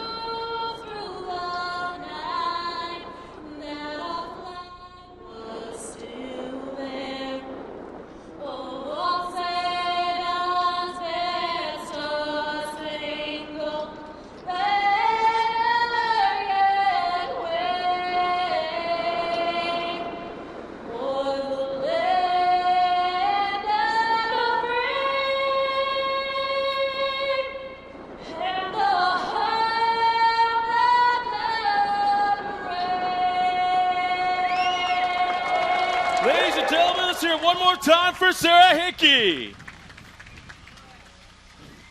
Well, it's now that time, ladies and gentlemen. Let's now meet our lineup of 23 pro lights. And it's been shaken up the starting order from what we saw yesterday, Robbie. It's all different than what we saw yesterday. Yes, it is. We started with 27 yesterday, but due to attrition, we're down to our top 23. A couple of scratches. Looks like we're starting off within 23rd out of Taylorville, Illinois, on the Nissan with Maxxis tires, sponsored by PSC Steering, Randy Eller. Right alongside him out of Hemet, California, he runs for Atura Tires, Justice Brothers, in a Dodge. It's Hemet, California's Eric Hunter. The number 9 out of Denair, California, on the Cooper-powered Dodge on the bodybuilding.com machine, that is Bobby Runyon. And wow, what a starting spot for this young man of Loveland, Colorado. One of the top 5 favorites every single time he hits the track, running on Maxxis Tires, Amsoil. In a Chevrolet, it is Sean Morris. And out of Peoria, Arizona, on the number 5 on the Dodge from Mattori Farms SRP machine, that'll be Scotty Steele. And this young man had a very good run yesterday afternoon early on, but fell back due to mechanical errors. Out of Canfield, Ohio, he's known for being a monster truck driver, a former world champion. Runs for JSM, Cooper Tires, and in a Dodge as well. The number 8 of Joey Sylvester. Starting 17th out of Paris, Ontario, driving the Ford on BF Goodrich, the SLE Co. Plastics Lucas Oil Ford, that is Travis Dinsmore. And this young man is starting well back in the pack. He worked his way from the back to the front twice yesterday. Keep your eye on the Maxxis Tire K&N filter number 24 of Bradley Morris. And the 22 machine out of Illinois, driving on Radar Tires. That Ford is sponsored by SSI Decals, Tyloof, and Maxon. That's Ian Harris. Our next another driver out of London, Ontario, driving the Sleeco, entry number 99, Jeff Sliegers. The 95 out of Superior, Wisconsin, on that Canati Dodge Jack Link's Beef Jerky Canati machine. That is Andrew Cossack. Another young driver to keep your eye on from Alpine, California, just outside of San Diego. Runs on Cooper's Tire JS team. He's also teammates with Joy Sylvester, the 54 of Brian Osborne. The 14 driving on Radar Tires, sponsored by Peak Antifreeze and Radar Tires out of San Diego, California. That's Luke Johnson. And this afternoon out of Wilson, Michigan, just outside of Bark River, running in a Ford Kenda Tires and Ponzi Lumber Equipment, it's the 48 of Kyle Kleiman. Starting in 9th out of El Cajon, California, on the Husqvarna Chevy. Out of El Cajon is Jesse Johnson. And our next driver, he is now a team owner of 2 trucks out there out of Ogden, Iowa, in a Ford, running on Radar tires, SSI decals, Ty Lube, and Maxit, the 21 of Cam Ramers. There's no question to watch out for this guy. He's the defending champion out of Crandon, Wisconsin on the Cooper Tires Nissan, sponsored by Traxxas. Cooper Tires at CrandonOffroad.com. That's the number 7 of Keegan Kincaid. Yesterday's fast qualifier, yesterday's leader at the halfway point, and yesterday's winner. It is the young man out of Abrams, Wisconsin, driving the Maxxis Tire Monster Energy Toyota of C.J. Greaves. The number 81 out of Temecula, California on the Cooper Tires Dodge, sponsored by Ethica Underwear, Walker Evans, and Cooper Tires, Doug Matag. This next driver, another one of the young studs, number 77 out of Alpine, California, in a Nissan Cooper Tires, Synergy Electric. This kid, keep your eye on. He may start this race with the body on, but I guarantee you there won't be a door panel on it when he's done. It's the 77 of Jarrett Brooks. Starting in third out of Colorado Springs, Colorado, the BFG tired Nissan, sponsored by Amsoil, TORC Mate, BFG Spider Tracks Off-Road. He's got our onboard camera today, Brad Lovell. This young man has been here for a matter, I want to say, about 2 weeks testing. If anyone has a point to prove, it's this guy right here. Out of Kelly, Louisiana, driving a Maxxis Tire Ready Lift, Southwest Ground Control, truck the 41 of Kyle Hart. And although he finished 6th yesterday due to the invert, he gets to start first today on the Ford, the General Ford, sponsored by Lunar Pages and General Tires, the number 51 of Ryan Beat. That is your field. 23 riders ready to hit the first turn for the first time. We'll see that pace truck pull off, and then we will be at it again. Competition yellow in the mid portion of this race. We'll reset the field. Just a quick call out. Kyle Hart's sister had her birthday this afternoon. I want to say yesterday. So Megan, happy birthday. Your brother's in the front row. Also, shout out to 2 boys from Bark River. The Smith twins will be out there in the C.J. Greaves Pro Light hopefully next year. Here we go to green flag. It's Ryan Beat with the early hole shot heading into turn 1. Beat on the inside, Kyle Hart on the outside. Who's going to make it through that first turn quickest? It looks like Lovell's really trying to move in there almost into second. Ryan Beat's got the hole shot. He's all by himself, but there's a battle for second. We've got Kyle Hart on the inside. Here comes Brad Lovell on the outside. That inside was a quick line yesterday for most of the drivers. It's a lower, smoother line. That outside makes it more of a double. We got the truck turned around. It looks like the 81, Doug Matag. So Matag has lost a lot of positions. Thought Beat went a little wide in that left-hander there, but is able to hold on position. Look at him coming up. This is the first time down that back straightaway, catching a lot of air. Nice attitude for Beat as he's going to be the leader. And look at who's in third. That's Jared Johnson getting shot out of a cannon, headed into the corner. Ryan Beat still has the lead. Kyle Hart slides wide. Here comes Johnson on the inside.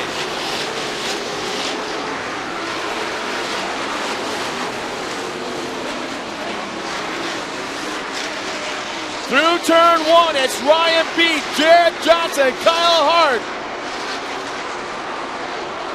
And here comes C.J. Greaves battling for that 4 spot. He is now inside of Brad Lovell, heading to that tight right-hand corner.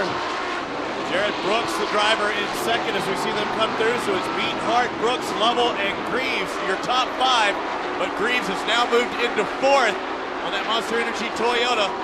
Man, it didn't take long. We've got Joey Sylvester goes around, over rotates to the corner, so he'll lose 1 spot. Look at that, and we're watching it live on through the video boards as well as our monitors here. A great race for that 3rd, 4th, and 5th position. The speeds that these guys are running right now seems to be so much quicker than yesterday afternoon. And look at the battle between Keegan Kincaid and C.J. Greaves. Look at, got a pass for the lead here. It looks like coming down the front straightaway, trying to get on the inside. Jared Brooks, he's going to be set up into that turn. Can he hold on to it? Beat on the outside, but it looks like Brooks going to beat him out of the turn. But remember, it's Beat that's going to be inside on that right-hander. Through that rhythm section, you just saw it right there. Jared Brooks ducked to the inside, trying to take that line away into that right-hand corner. We've got a brand new leader, Jared Brooks.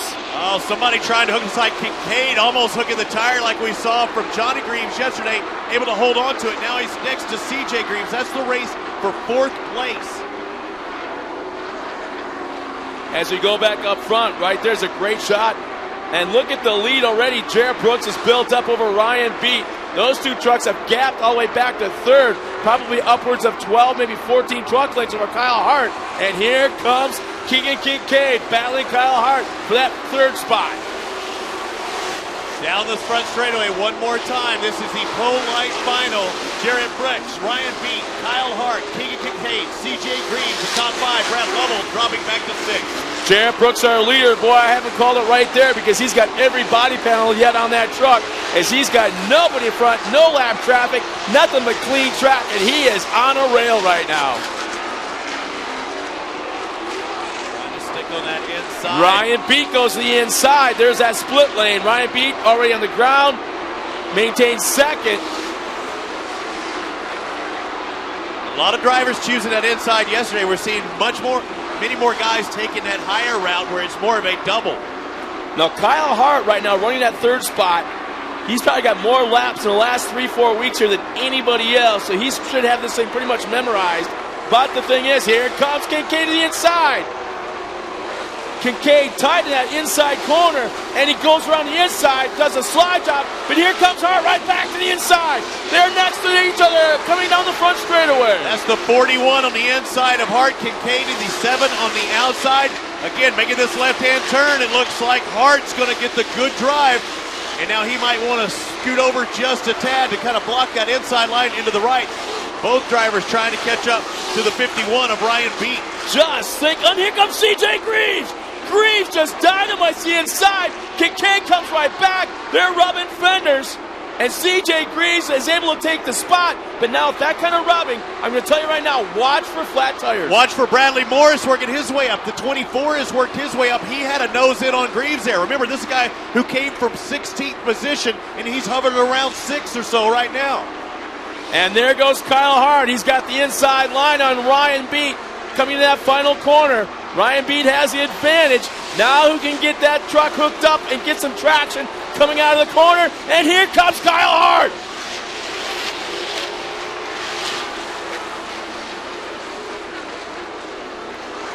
Hart goes to the inside, trying to get a pass on Ryan Beat.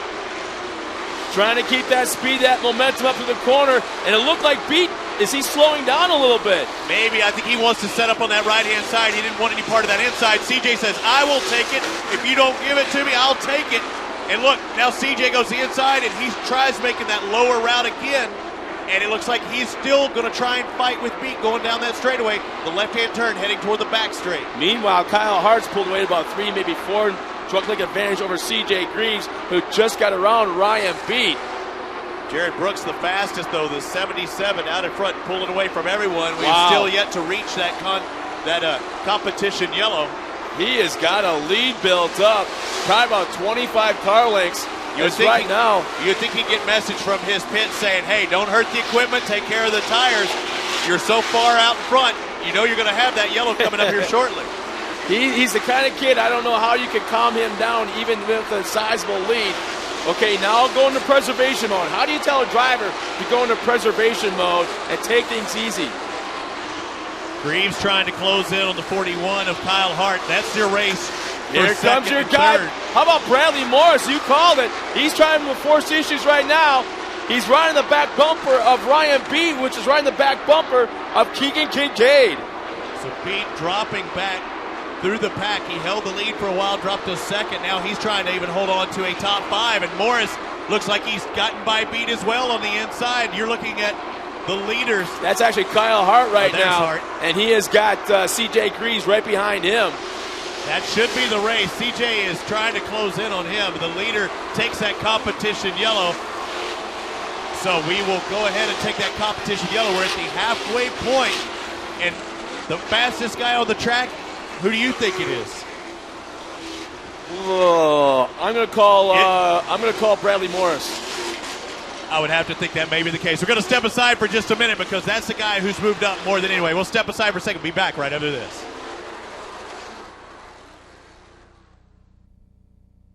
Ready. Drive. And 90 degrees up on 2 wheels. Fly.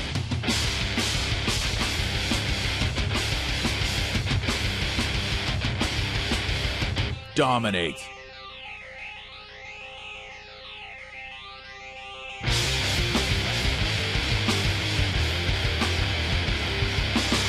celebrate. MagnaFlow.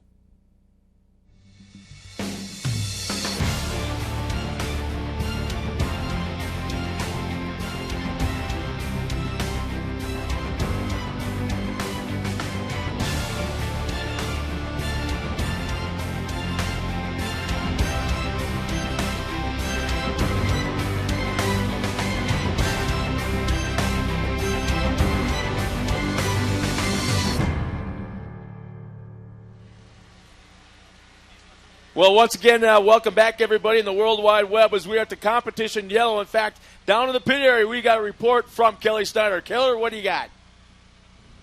Well, thanks, guys. This is one of the most exciting Pro Light races I think I've ever seen. The top 6 guys are swapping spaces back and forth.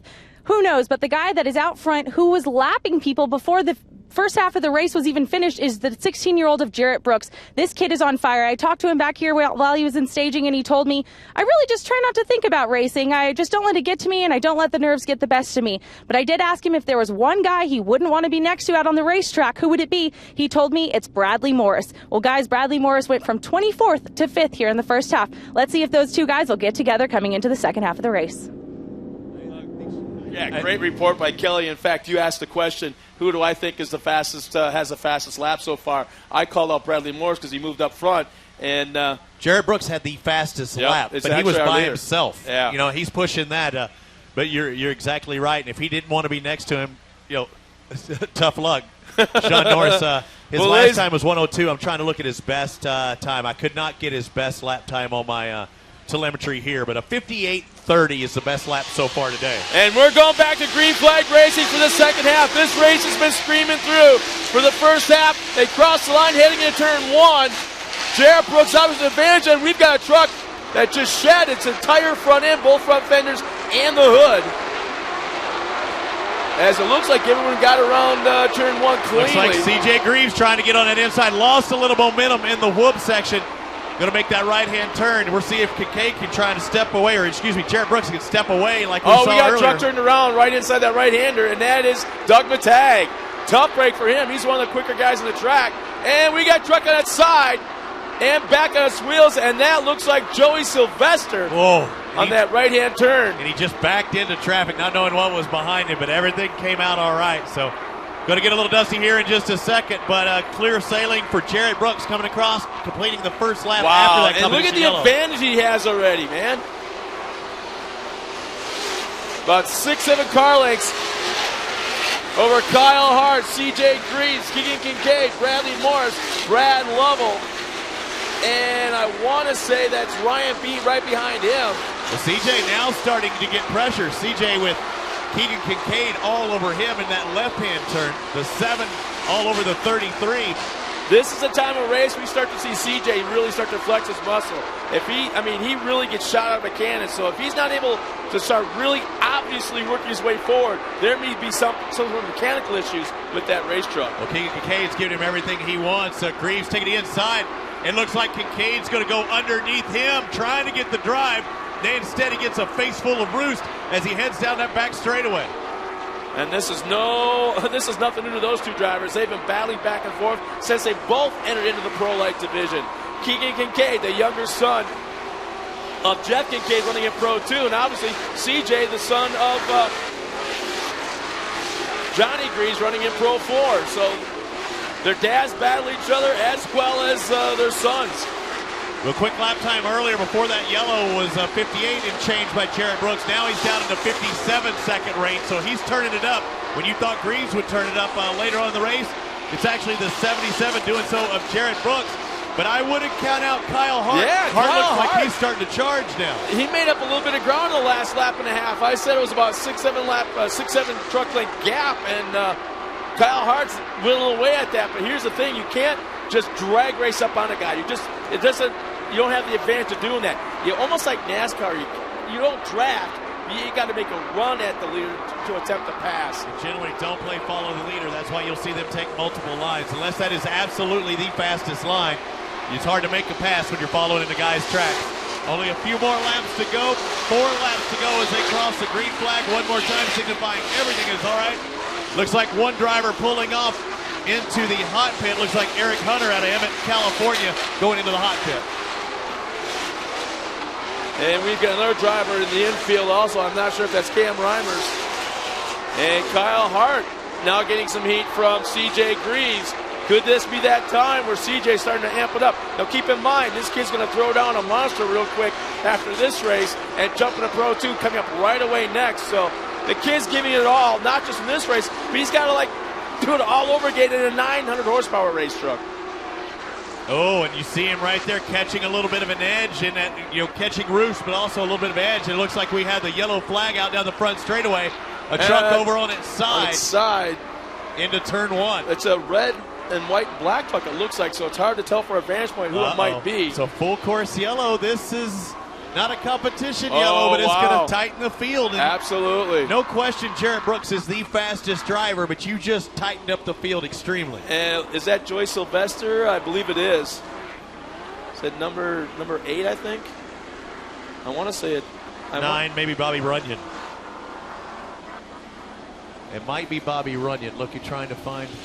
Could be an 8 or a 9. We can't tell from our vantage point, but I just saw something. I'm not sure.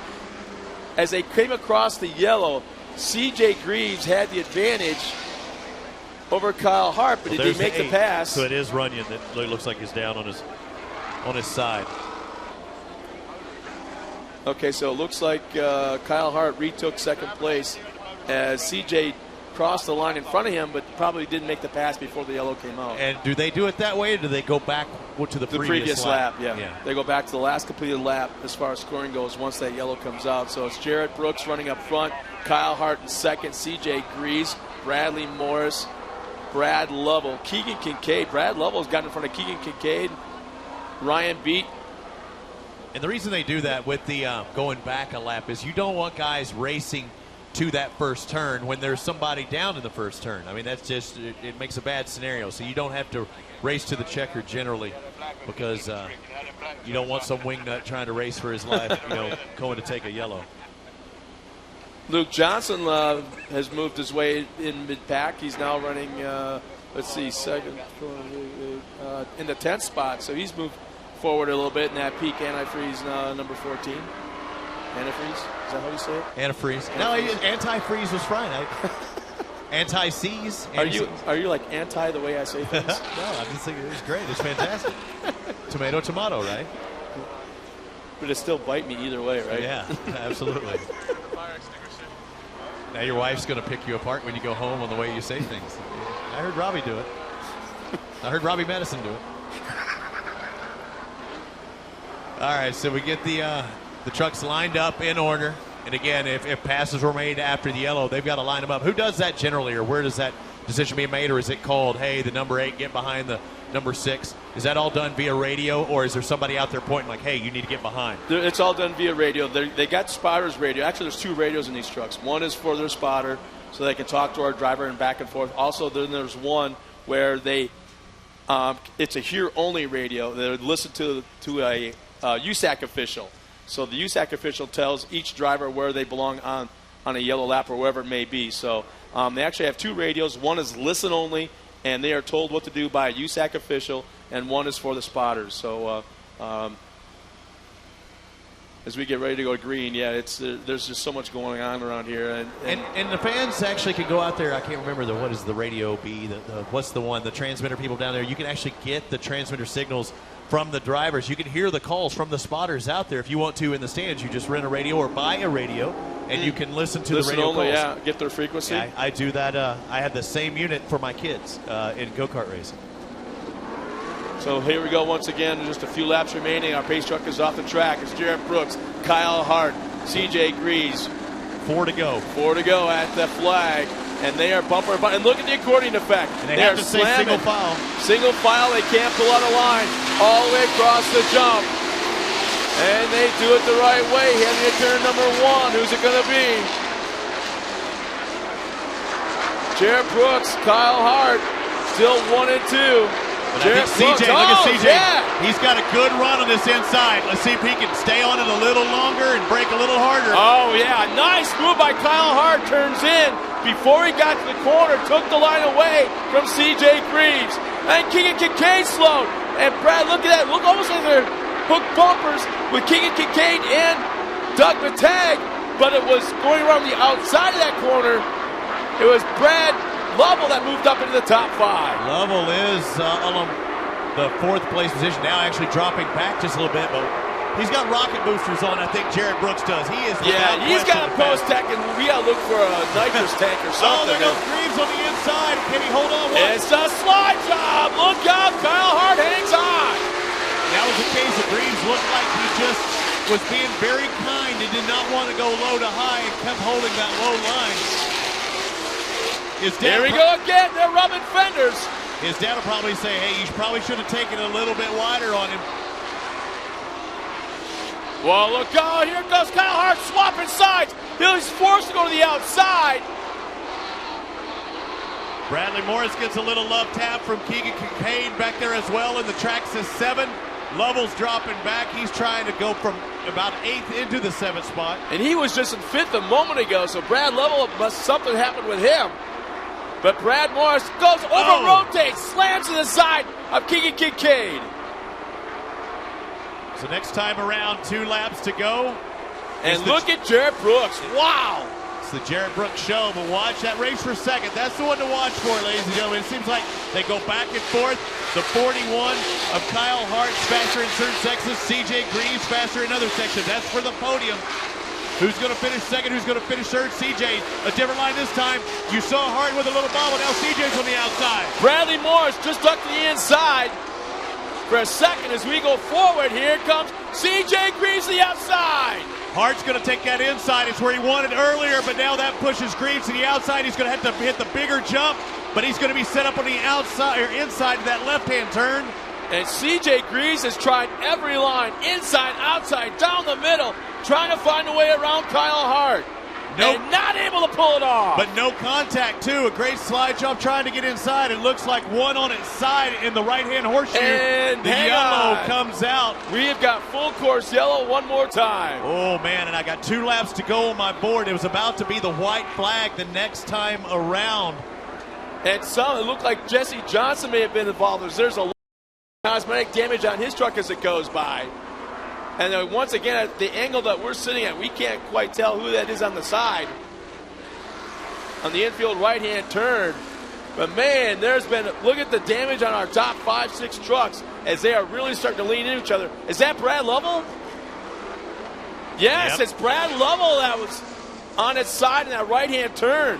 He started in 3rd, worked his way back, trying to work his way back up, and then worked his way out of the picture altogether. And it looks like he's trying to fire that truck up as our fire safety crew. There you go. Is on the ready in case there's a flash fire when he tries to fire that thing up, and it looks like. Speaking of that, look at our cameraman in the middle of that right-hand turn. He's got the craziest position of everyone. He's got that fast shot coming down that whoop section. Then probably the busiest place on the entire track. That right-hander. Where does he run to in case? Down. Where does he drop to? Well, running order still Jared Brooks up front. Kyle Hart in second. He's running for, you know what? I wonder if he's able to podium or maybe even win. Will he give that trophy to his sister Megan for her birthday? That was, I believe, it was yesterday. Are you trying to set the stage? You friends with Megan, trying to look, for an extra? No, they're just they're really good people. Really good people. I was like, is she pushing for the trophy? Brad Lovell trying to make it all the way around to get back into the line. Now we'll see what he's going to try to do. Will he just take the back row or the back of? He can't get his position if we he's know on the that, caught out but the yellow. doesn't mean he won't try. Oh, come on, man! Right. You are new to TORC, aren't you? Yeah. Just because you're not supposed to doesn't mean you're not going to try. Man, look at the damage once again to Jesse Johnson. Brad. He had the giddy up going. He didn't have the slowdown going too well. You can ride in a Pro 2 truck a little bit. That's what the word is. All you have to do is text to 56938. Text the word RIDE, R-I-D-E, to 56938, and one of our lucky fans here will get to ride in a Pro 2 truck a little bit later on. So again, 56938. Get on your smartphone right now and text the word RIDE, R-I-D-E.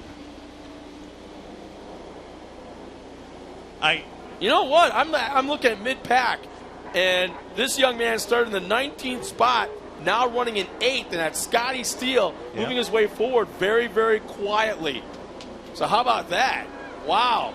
Young 16-year-old out here his first time. All right, pulling Here off we here. go. Jared Brooks, has been his race the entire time. He's been the class of the field. Let's watch how they start. They have to hold single file line until they exit after the first jump.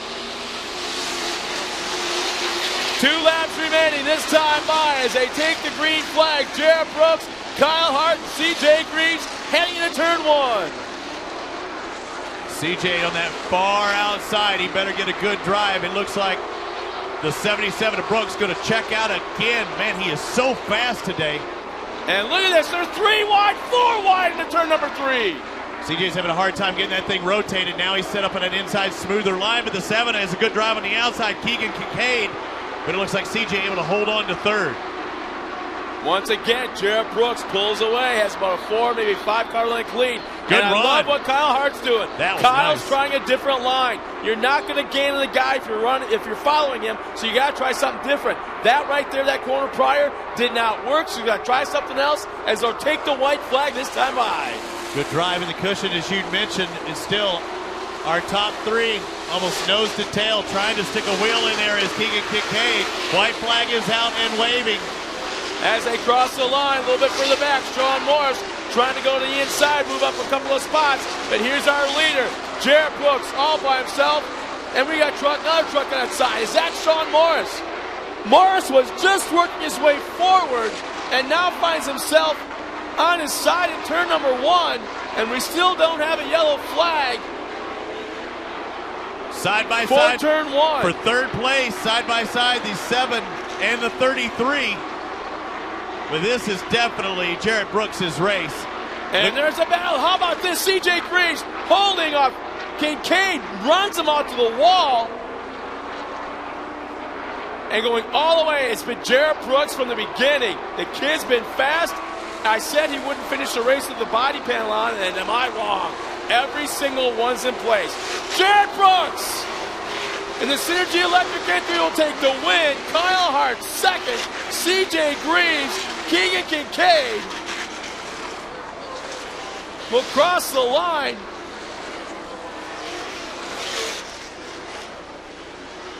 And the reason he had all his body panels, because nobody could touch him, was nowhere near any contact whatsoever. If there was a mistake to be had, it would have been on his part in a wall, because nobody, absolutely nobody could touch Jared Brooks.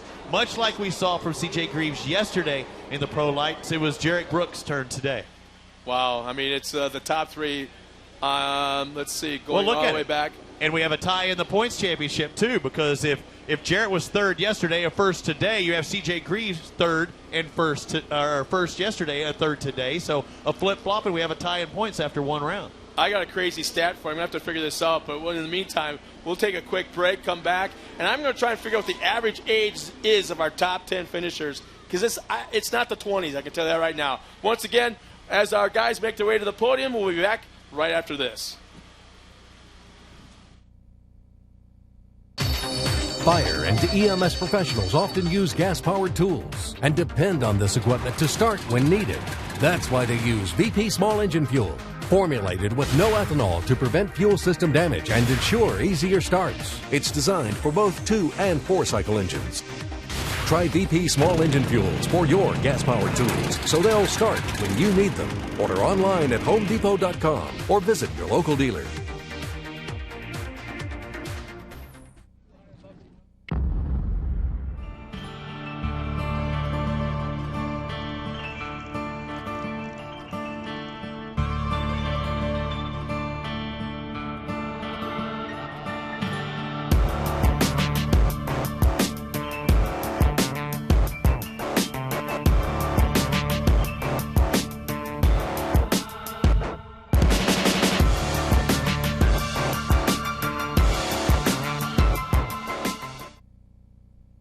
Around our drivers getting ready for the interviews, and man, what a race, huh? Yeah, it was a flip-flop from yesterday. Jared Brooks was absolutely unstoppable. You made the point, for those of you watching around the world and here on site, that he wouldn't have a body panel left on his truck, and absolutely no one could touch him. That's the only reason. It wasn't from him not pushing, because he had a decided advantage. Whatever it was, he was much faster, and he let it be known right off the bat. It took him a straightaway, and he already had a couple truck leads. Yeah, he had it figured out. In fact, let's see if we take a look at what we just saw in Pro Light. Jared Brooks out of Alpine, California. Cooper Tires, Nissan body, the Synergy Electric Cooper Tires machine. This is the start. Yep. The main event, and he started back in 4th place. Here's the bumper cam on Brad Lovell showing us what it looks like behind him. As early on, it looked like, Doug McTagg goes around and really separates the field. And Kincaid battling on the inside. Looked like he was one of the stronger trucks about midway point with Kyle Hart. Kyle Hart never was out of the top 3 the entire race, so he had a great run. So whatever it was he learned here in the last 2 weeks of testing, he really used it to his advantage. But I'm really kind of surprised that and look at the action. I mean, this is all for position, Robbie. Yeah, and there was some, not bar banging, but a lot of body banging there. You see Kincaid and C.J. Greaves. Both those guys wanted that 3rd place position or 2nd place position, whichever one they happened to be battling at the time. Track did start to dry out through the day, as we saw through the onboard, and C.J. was trying to make that pass the entire time on Hart, but just wasn't able to quite pull it off. Yeah, well, it's really great to see him trying different lines. This line didn't work. Next lap, he tried another line. That didn't work. And I thought right here, as he was swapping ends with Kyle Hart, I thought for sure that might be the chance that C.J. had, and couldn't make it stick. And you see the 7 working his way in there, Keegan Kincaid. We have the yellow flag waving with the checkered flag. Is that was at the end, I guess? Or do we have somebody down maybe at the end? I guess they showed the yellow. Yeah, it was Sean Morris that was on his side on the last lap. Right at the end. So that, in case you're wondering why the yellow and the checkered was waving, is watch out, because after you finish, there is a problem just ahead. So that's what happened in Pro Light. It's our first race of 3 today. Pro Light, Pro 2, and Pro 4. We want to make sure everybody knows that. Do not go away. We have a victory celebration in just a moment. They have the NBC Sports Network crew. Christy Lee is going to do the interview. We're going to have to lay out here in just a moment, but I'd like to thank everybody for coming out for TORC, the Off-Road Championship, presented by AMSOIL. A great way to kick off the day. We have the podium celebration here in just a moment. But again, stick with us. TORC, the Off-Road Championship, presented by AMSOIL. First race of the day, Jarrett Brooks takes the win. When you take that checkered flag and you're standing top on the box, you're proud to have AMSOIL on your shirt. But I tell you what, when you take that motor apart in the dyno room and you look at those bearings and you see how great they are, you're really proud to be an AMSOIL driver and to be representing a team that has product that's that good.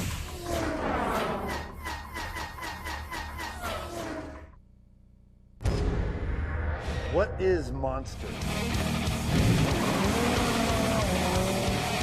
It's killing tires on the ultimate Gymkhana course.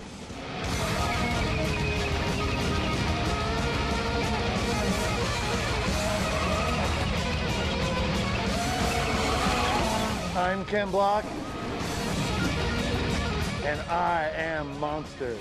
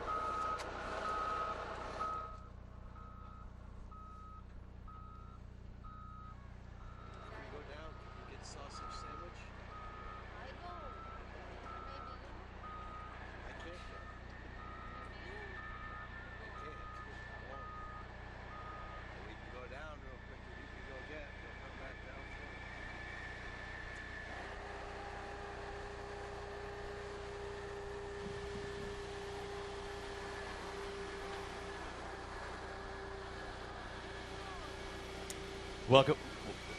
Well, there's a big celebration going on in the victory area right now. So let's turn over to Taylor Snyder, who's got our winner, Jarrett Brooks. Hey guys, we just watched what was one of the craziest pro light races out here in the duel in the desert, and I have some of the coolest people to talk to, our pro light podium finishers. So I'm going to start with our third place finisher, CJ Greaves. CJ, you came home with the win yesterday. Today, just as much action going on, but I want to talk to you about those final few laps with Keegan Kincaid. Talk to me a little bit about that battle. Yeah, you know, with the inversion yesterday, we started 6th today, and we just started working our way forward. And at the halfway, we were in 3rd, and we were doing everything we can to try to get around Kyle, but he ran a good race, and Jared was just checking out on us. So it is what it is, and we're going to come out of here ties with the points, and we're just going to keep moving forward. All right, and anyone you'd like to thank for helping you get up here today? All my family, our crew, Monster, Toyota Maxxis, Magnaflow, Fox Shocks, Potawatomi, Method, Team Associated, everyone that helps us out, AMSOIL, TORC, all you guys for coming out here. Thanks a lot. All right, give it up for your third place finisher, CJ Greaves. And we're going to move on over to our second place finisher, Kyle Hart. Kyle, we've seen your dad out here. Obviously, this is a family sport for you. But let's talk about yourself out there. You were kicking it. You're on fire. You're one of the young guns out here. How does it feel to be out there so young? Oh, it's always great, especially to be racing with these guys. I mean, CJ was putting pressure on me the whole time, and it's just battling to the end. I mean, Jarrett was kind of just checking out from us everywhere, but I'm glad to be able to hang on to the second, and just thanks to everyone that gets me here, my mom, my dad, my whole family, all my friends and family that stays behind me. Ready Lift, Maxxis, AMSOIL, Duncan, just everyone that helps me, thank you. All right, we'll give it up a big congratulations for Kyle Hart. And moving on to our top finisher up here, Jarrett Brooks. Jarrett, you're also one of these young guns out here, 16 years old. But what's most important out in that race was your lead on everybody. You got away from the crowd. Everyone wants to know, what was your secret out there today? I was just trying not to make mistakes. You know, the track was getting really rutted up and super dusty. And yesterday I learned that I needed to run outside, stay in the cushions. So I just tried to stay that and try to stay out the ruts, because those ruts I was getting a little scared. I didn't really know how far I was in front of them, but I was just trying to stay patient and just trying to stay cool. And I wouldn't be up here if it wasn't for Cooper Tire and all my sponsors, Fox Shocks, Maxima, and my whole family. You know, they all came out here. And my grandparents, my mom, dad, for just everyone getting me out here. Well, all the drivers are definitely going to be taking note of everything you just said up there. But big congratulations to all of our young drivers out here. Obviously, CJ had to go. He'll be running in the next class. But let's give it up for your whole entire Pro Light podium. CJ Greaves, Kyle Hart, and Jarrett Brooks. Scott, back to you. Scott, you going to grab it or I'll grab it? And we'll try and figure out what's going on here as we prepare for the Pro 2 race here in just a little bit. Robbie Floyd. Scott Rain, and as I thought it was rain before. As you see that victory podium one more time. One of the beautiful things about winning a race is you get all the pictures, you get all the accolades, get the pretty girls in the picture as well. Okay, come on. You know, Robbie, it's always cool that we got some of the drivers that make a quick stop up here to see us and kind of let us know what's going on at the track and how things went. In fact, here we'll throw a little headset on you so you can talk to the crowd. Cool. You all set? Oh, he's more known for running stock cars than he is off-road. First time to off-road. And, you know what, you're looking all fancy in your RCR fire suit. Let's see, you got all kinds of these NASCAR sponsors, but you got Bobby Runyon up here. Just got done running a Pro Light. Not the best of days out there, man. No, you know, it's a different sport. It's this off-road truck stuff is nuts. You guys are out of your damn minds. I can't believe it. But it was a lot of fun. You know, we flipped over there down in turn 1, trying to get around a guy, and it's a tough race, but you flip it and it keeps going. These things are built like tanks, and I absolutely love it. I don't know why I ever raced anything else. This is some of your first foray into this, but you're also asphalt. If I get back at my notes, you started in karting. I think you're IKF champion as well. So you start out closer to the ground. You're getting farther and farther off the ground. Exactly. I know. I've never left the ground in my entire life, and being on dirt on top of that is an experience all its own. So from asphalt to sitting on the ground and from dirt to not being on the ground anymore is quite an experience. Well, what was I had 2 years ago I had a chance to talk to Ray Evernham when we were at Charlotte, and I asked, okay, what was the craziest thing about this off-road that you've experienced? He goes, you know what, when these trucks come down the front straightaway, hit the jump at the dirt track, at the oval, going 80 miles an hour, and pitch that thing sideways in the air and land in turn one, and nothing breaks.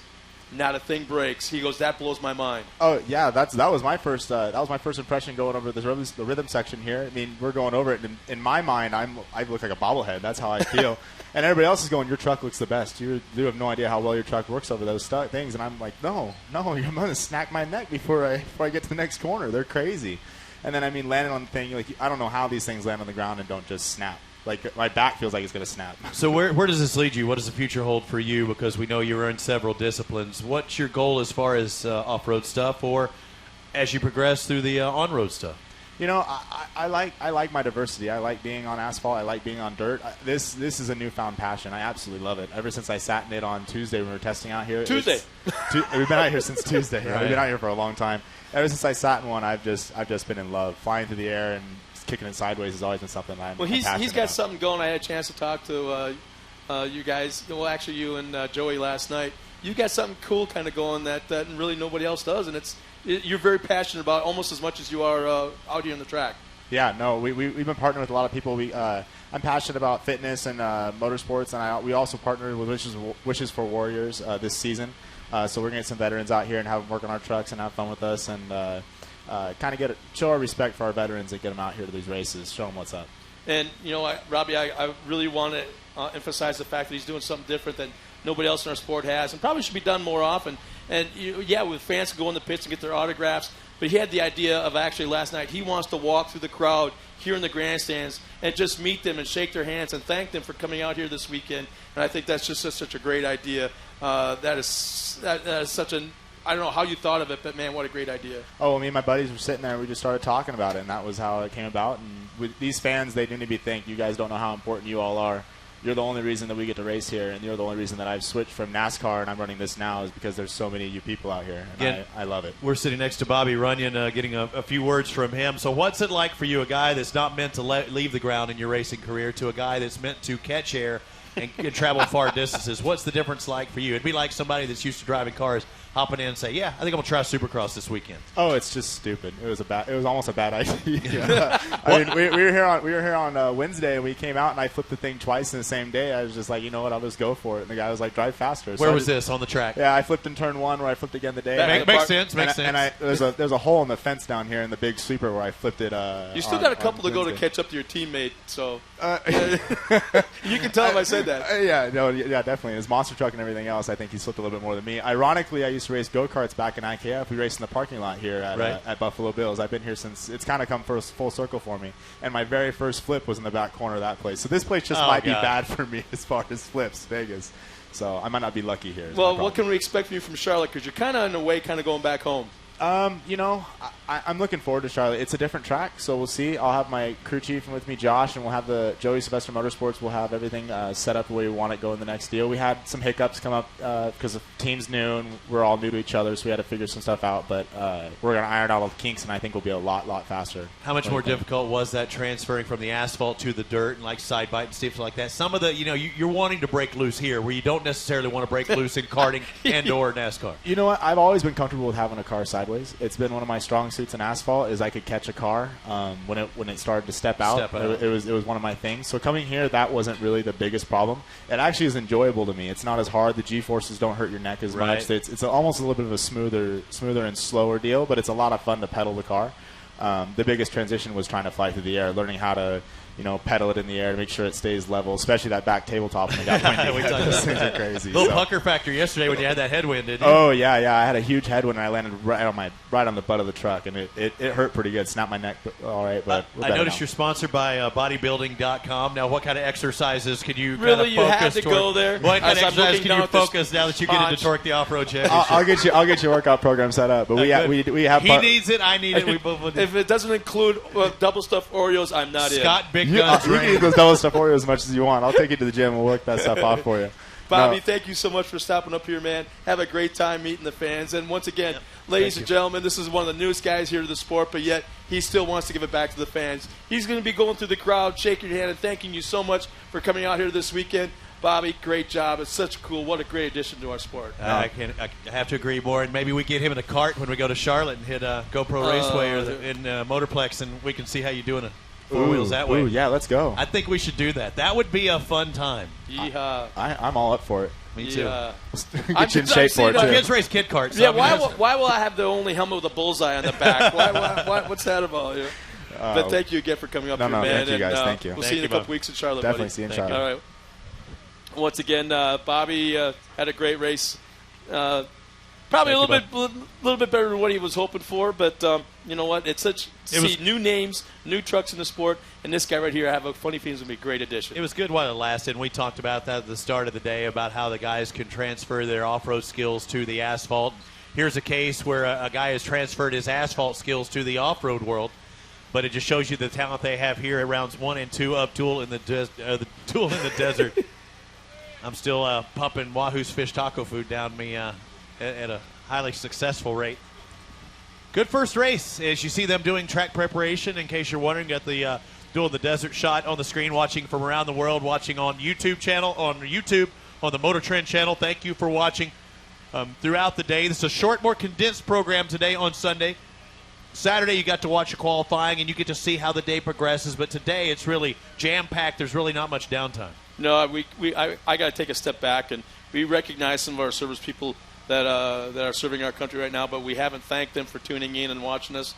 And no matter where you guys are stationed, where you guys and gals are stationed across this globe, thank you so much for tuning in. Hopefully we're providing a little bit of entertainment for you guys and kind of take your mind off of things of being away from home, and we wish you were here. Sometime if you come home on leave, if you come home done with your service, please look us up at TORCseries.com. Find that schedule. Maybe we'll be close by your home. Come out and check us out. Let us recognize you guys, and thank you so much. But once again, I want to call out my son-in-law who's serving in the Marine Corps right now on a boat someplace that he can't tell us. Thank you so much. We miss you guys. Get your butt home, because you need to see your wife and daughter. They're sick of seeing me. They want to see their daddy. Yeah, I'm sure they're quite over. I want to remind everyone that winning TORC drivers rely on VP Racing Fuels to keep their trucks running right. And now you can use that same technology in your car. VP Madditives are the perfect way to clean out your fuel system and put the power back in your drive. For more, visit vpracingfuels.com. Well, that's not what you want to see right there. That's actually one of the climbing trucks being pulled off the track from Wilson, Michigan. Just I guess you call it a Bark River suburb. Bark River consists of a railroad track, a grocery store. I'm going to get to see. There's not a gas station there, so don't expect to stop in and pick up a Monster at a gas station. But, yeah, they've been out here for a couple weeks testing both trucks. And, Bark River is about the opposite of where I live. I live in Texas, and that thing is way the heck up there, right? When you say polar opposites, literally in the polar opposites. Yeah. Is it in the UP or just the upper or the low P? It's UP. The UP. Upper Peninsula. The UPs. I've only been there one time. Yeah, kind of a timber sports event. In fact, I think there's going to be, probably counting these two trucks, probably 6 pro lights out of the Bark River area. Oh, great. That's awesome. And they pack them in there, yeah. They'll pull in 20, 25,000 people. And some of them may be using Maxxis tires, because Maxxis tires are trusted by TORC champions because their products take drivers to the podium year after year. Be sure to visit the new Maxxis.com, Maxxis-racing.com, and stop by the Maxxis support truck to learn more about Maxxis tire products, including ultra-high performance passenger, trailer, light truck, and SUV tires. Maxxis Tires is one of our sponsors here at TORC, the off-road championship presented by AMSOIL. I'll get to stretch back and relax and go to check out RoboDuck and all the stuff behind us here and Wahoo's Fish Tacos. And you did the, what was it, Sausage Fest LV or NV? Oh, when I walked by and I saw the Milwaukee Broad on the menu, I hit the brakes and the U-turn went right to it. Funny enough, Keith Stamper was right there in line with me getting the same exact thing. So just like they serve them at Milwaukee County, or I should say Miller Park now. So, oh, yeah, great variety of food here. Definitely Sausage Fest in Milwaukee. Do you go to Brewers games? Were you ever used to? Oh, yeah. In my the dad old tattered building that they used to have? That was the worst ballpark on the planet. Dude, I remember I grew up around baseball, so my dad had season tickets, and we actually sat right behind the Brewer dugout. Literally, I don't know if you can still do it. We would put our food and drink right on top of the dugout. They were that close to it. And speaking of that, I'd like to thank the Monster Tour Water. Oh yeah, for supplying thank you my so drink much. right now. Yeah. I want to emphasize one more time again.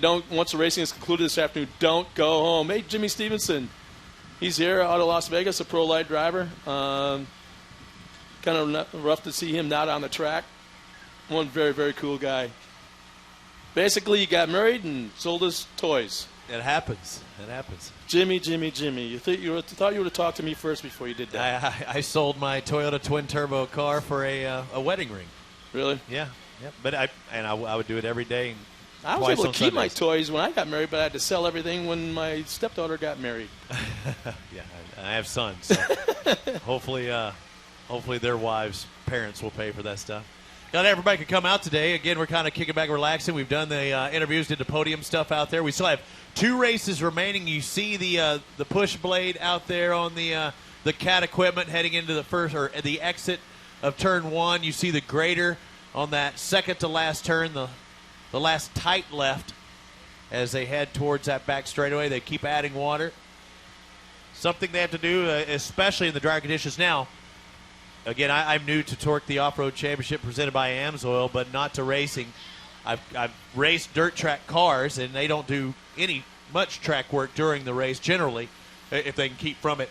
Is that the same mindset here? If you've got an overcast kind of humid day and we're in the UP, do they do track maintenance between between every one of these main events they do? It's a little different situation when you go back to the Midwest because the dirt is completely different. It's not Wisconsin and Michigan does not have clay, so you're working with almost beautiful black dirt that you want to see in your garden.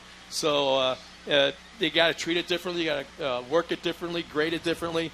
But as we watch Jeff Nordstrom out there on the grader back in that corner, I keep thinking back that corner is still haunting Johnny Greaves because that cost him $66,000 in one race. On the last lap, he got passed in that corner. It wasn't the corner that cost him. It was the other driver in that corner that cost Johnny Greaves. Before we get to our racing, as they're doing the track prep, let's go now to Kelly Snyder, who's with Chad Horde, yesterday's winner. Well, thanks, guys. Standing by with the champ from yesterday's Pro 2 race, Chad Horde. Chad, talk to me a little bit about yesterday you were able to start up front. We've talked about this track not being an easy one to pass on, but today, because of the inversions, you're starting in the second row. What's your plan? What do you think you'll need to do on this track to be able to pull off another win like yesterday? Yeah, yesterday we definitely had an easy start. We just had clean air, but today we're going to be starting in the second row. Track is a little tough to pass on, but I think we've got the good setup. I think we've got the confidence here. Hopefully we can get around these guys right off the start and just get out front and do what we come here to do. There's a lot of good guys in this class, but we're going to fight hard. So we didn't have a qualifying session today, but I knew you guys went out and ran a few, shake up the truck laps. How did that go for you, and how has the track changed since this morning? Yeah, the practice this morning went good. I don't really know where we stacked up time-wise against some of the other competitors. We tried some different lines and just trying to see where the truck feels comfortable for me. Fortunately, it seems like wherever I want to put this thing, it feels pretty good, so hopefully I can make some passes. Well, guys, if there's one truck that's going to have a bullseye on the back of today's race, it's going to be Chad Horde. Scott? Scott stepped away, but, Chad Horde, sponsored by the Boss Snowplow, AMSOIL, and Maxxis out of Michigan. The number 9 trying to repeat, like you talked about from that race yesterday. The track is a little bit different. We already saw a different winner than we saw yesterday. Their second of 2 days of this duel in the desert. The course workers out there tilling, or ripping, I guess I could say. And I'd asked Scott earlier about how come they don't use discs. He said, I don't think they have many farm implements around here, but they just put those teeth in the ground and rip it up, spray water on it, and then come back through it and pack it back down again. But you see the pro lights starting to line up and work their way towards the staging area.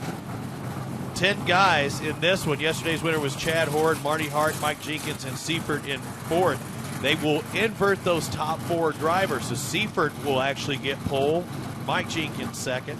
Then inside row 2 will be Hart, followed by Chad Horde to his right, heading into that first turn. So the first day of competition, we had qualifying done by times, group times.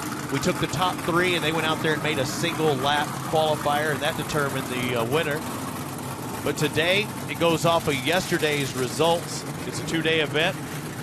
the winner or the crew, whoever, the USAC officials, they call it a pill system, but it can also be ping pong balls, popsicle sticks, whatever have you, has a certain number in them. They picked the 4 evidently in this class, so the top 4 drivers will have to invert as we're in the shadows of Buffalo Bills Resort and Casino.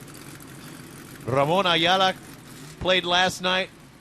I consider myself half Mexican. I had a great time. My people were there, and I ate at Ramon Ayala's yesterday as well, and that thing shut down at 10:30, and it was mayhem in the casino last night. It went from calm. It was like a tornado. It was calm, and then just all heck broke loose when that concert went out. Did you go out and check out the concert last night? No, I didn't bother. I couldn't get on the elevator to go up to my room. But, they let in fact, what's kind of cool right now is, once again, we got Kelly Snyder back in staging, and she's got Jeff Seifert talking a little bit about what took place yesterday. Well, guys, just a quick update after talking to Jeff Seifert, the guy starting on your pole for this Pro 2 race. He told me yesterday he had qualified with the 3rd fastest time coming into that day's race.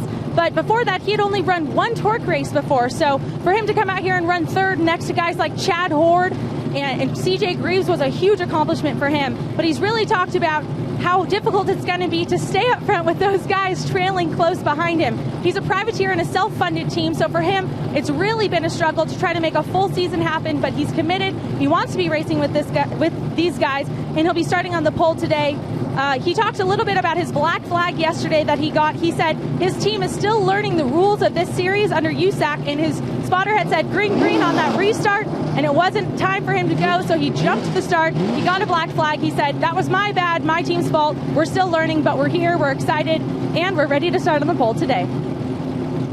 Thanks a lot, Kelly. And I'm glad he wasn't busting me on that, because I called him out. But it was one of those things. It's my first time, and I was there in that driver's meeting. But it was one of those absolutely blatant things. But if it is his first foray into this, organization's racing, maybe things are done a little different in his mind. But I'm sure that he, and as well as his entire team, knew after the fact, when they get in that single file line, you see the acceleration cones, those 2 cones, as you look far left, that's when the leader can take off. It's up to his discretion.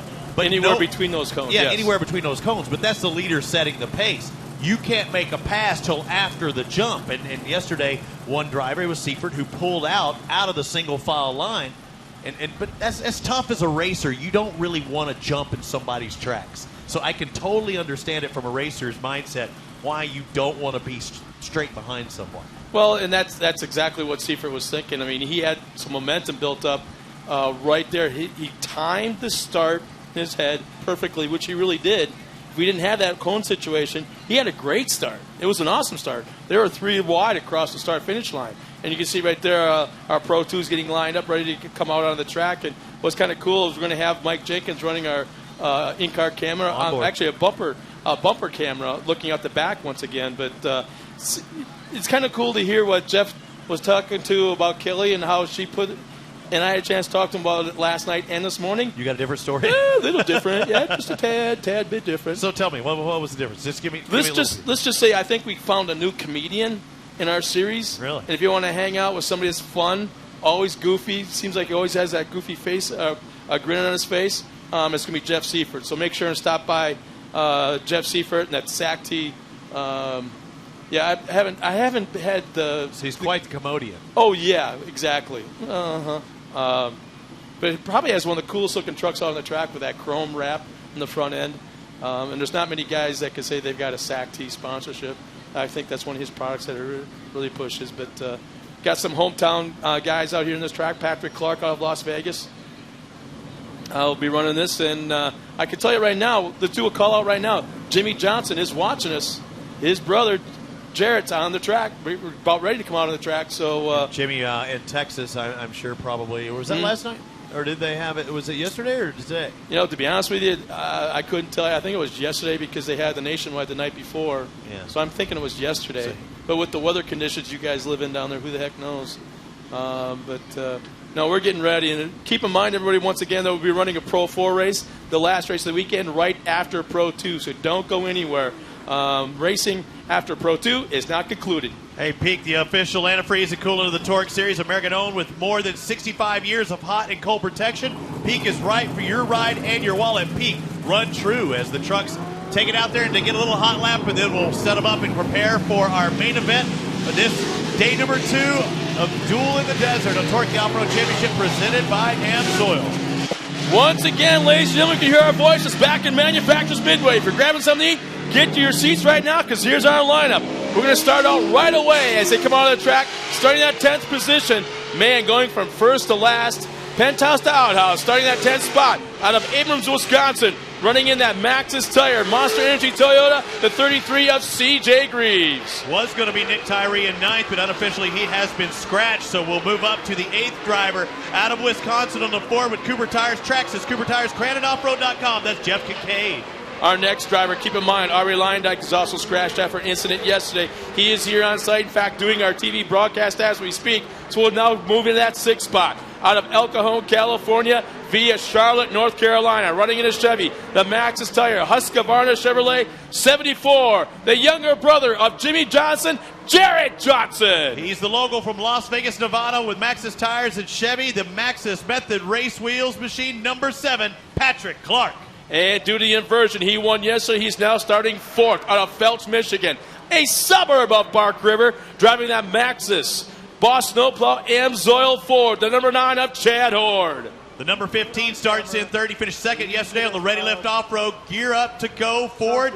It's going to be out of Columbia, Louisiana, Marty Hart. And our next driver on the front row, his best shot at a podium yet this year was there, but yesterday, but here, let's see him do it again, out of Plano, Texas, running that Cooper Tire Traxxas AMSOIL Fox Shocks 47 of Mike Jenkins.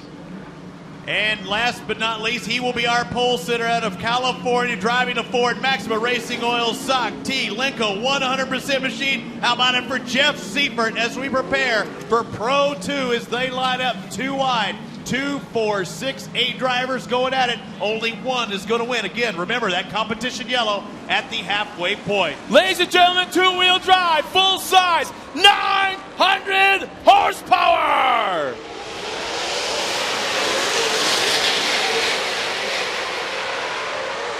Nice clean start into turn 1. What will it be like coming through the corner? Mike Jenkins goes way to the outside, builds up the momentum, but right now it's all about Jeff Seifert up front. Here comes Marty on the outside. Mike Jenkins goes hard to the corner, forces up to the wall. Jeff Seifert, somehow Chad Horde from 4th to 1st in 1 turn. Oh, it looks like Jared Johnson may have some sort of problem. It's smoking already in the back of his truck, and just for a scant moment, a flame shot out of the right rear. It may be a brake issue, but there's issues right now with Jared Johnson in the right rear of that Chevrolet. We keep seeing a lot of pop, almost like a valves or something, the unspent gases, but there's definitely something going on back through the back as we're seeing it through the onboard. Chad Horde leading this thing. Marty Hart in 2nd to the 15, the 47 of Mike Jenkins. Jeff Seifert goes from 1st back to 4th. And Jeff Kincaid, once again, with a hurt truck out on the track, just running laps, 4 points. But almost a replay of what we saw yesterday. Chad Horde worked his way to the front so fast. Started the pole yesterday. Today started in the 4th spot. And in 1 turn went 4th to 1st. And now has about an 8-car length lead over Marty Hart in 2nd. 47 heads into that left-hand turn. Mike Jenkins also with our onboard. And yeah, the herding truck of Jeff Kincaid coming down this front straightaway. You can hear it. I just wonder if he may have pulled the plug off of that 1 cylinder that they actually welded a rocker arm together. So now running on 7 cylinders. You see right now Jeff Seifert battling with Mike Jenkins as our leaders cross the finish line. 12 laps to go in this race. Here comes Seifert inside of Jenkins. Seifert makes a pass on the inside. Here comes C.J. Greaves trying to follow in suit. Going to see that onboard camera probably. The 47 goes to the inside. He's going to have to shut it down, and he bangs his way through. And now Greaves set up on the inside. Jenkins says, I'm having none of that. But he bangs the side panel and drops back another spot. Greaves moves into fourth, maybe third. He's going to be on the outside heading into that left. Same exact move he pulled on the lap number 1 with Jeff Seifert. But how about C.J. Greaves makes a pass on the outside, and Seifert comes right along with him. Now they're side by side up over that tabletop. Watch both drivers heading into that last turn, that big wide sweeper. C.J. Greaves trying to find some traction on the top part, trying to find a race line. Oh, it's getting shut down. Jeff Seifert trying to close it down, and he almost takes himself out of the picture. I actually think Seifert was trying to be He's trying to courteous give him room. but it just kept drifting out on him. But man, there's issues now with Marty Hart running in second as the front of that hood is flapping up into the windshield area, so it's blocked. Oh, look out! Marty Hart, not sure if he couldn't see the corner or if he just couldn't make the turn, but Hart just slams the outside wall and the right-hand turn and comes back on the track. And just stays on the throttle, goes from, second, drops back to fourth, and the hood is still the same problem, but it's almost like he didn't even touch your brakes, and you have to know when you hit that last whoop that you got to be shutting it down. But he did not do so and went over that concrete barrier. I think he's got broken suspension in the front end right now. The left front is just bouncing around out of control. So he definitely has front end problems, whether he maybe have lost steering also. But Marty Hart pulls off the track in the infield. 95 coming down that front straightaway. Jeff Seifert getting a little cross up, and you do not want that in these trucks. The 9 is really pulling away Chad Hord. You'd think his team had to be telling him to manage maybe a little bit. Look who moved their way into second. He's into second, a considerable distance bound. And we do have that competition yellow, though, that will come out here very shortly. 10 laps to go in this race. C.J. Greaves has moved up to second, and he started back in 8th place. He was the last driver on the start. Boy, a big gap all the way through our lineup. We got Chad Hord up front. I believe this could be, if he can hang on, this could be the first weekend sweep of Chad Hord's career in Pro 2. And that would shorten up that trip all the way back to Park River considerably. But we got a long way to go yet. C.J. Greaves running in second. He may be comfortable running right there until that competition yellow. Jared Johnson still running in the track. Lost a couple of body panels, but still running at speed. He may be one lap down. I'm not sure, but I think he's one lap down as he's still shedding body panels. Jeff Seifert running in third. Chad Hord's finishes last year were second and 15th at this race. He's doing considerably better than that. Looks like the 95 trying to get in there, trying to get on Jared Johnson. Johnson takes the inside as Hord just checking away and all by his lonesome. The race, really only race on the track, is for third place. Greaves in a comfortable second. Actually, I do think you're right. I think that is Jared Johnson winning the third spot. For a moment there, I thought he might be a lap down with up. As you can see right now on onboard camera, looking at the back bumper of Mike Jenkins, there's Patrick Clark, I believe, looking behind. You may be right on looking at my scoring, and everything I say is officially unofficial. I had Johnson back at 6, but again, don't take my word for it. On board, the 47 of Mike Jenkins taking a look through his window, or lack of window. I don't know if you had a chance to talk to Chad Hord last night at all, or maybe this morning. They were packed in there. There were a lot of people wanting his autograph. It was so interesting because when I went over there later on last night, there was nobody around. He was sitting in the back corner up against the semi on the phone with one daughter back home. Meanwhile, his wife was on the other side of the semi all by herself on the phone with his other daughter, telling him how everything went. So that was kind of a cool thing to see. And now a great battle going on between Mike Jenkins and Pat Clark. Pat Clark further back in the pack, but man, Chad Hord, there's the competition yellow. And this breeze of breath of fresh air, and not only C.J. Greaves, but I'm going to call out Jeff Seifert. Let's see what this guy's got under his tank right now. Seifert started with a whole shot, worked his way back through the pack, but he'll start on the inside of row 2 as we have our competition yellow. We're at the halfway point. We're going to step aside for just a moment and come back with the second half of Pro 2 right after this.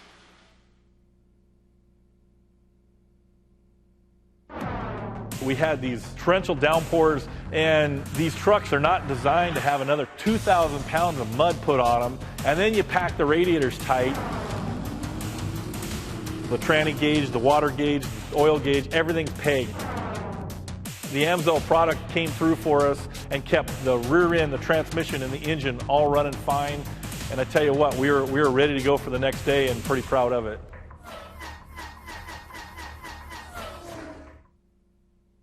When adventure calls, count on the Trail Grappler to get you to your destination, wherever that may be. Large, innovative tread blocks provide additional biting edges to help you command the most challenging terrains as you discover new trails. The Trail Grappler's 3-ply sidewall and thick rubber construction aids puncture resistance and provides durability when you need it most. Nitto Trail Grappler, where road meets trail. Back to Prim Valley State Line between California and Nevada. Let's toss over to Kelly Center. She's got some interesting information. Kelly?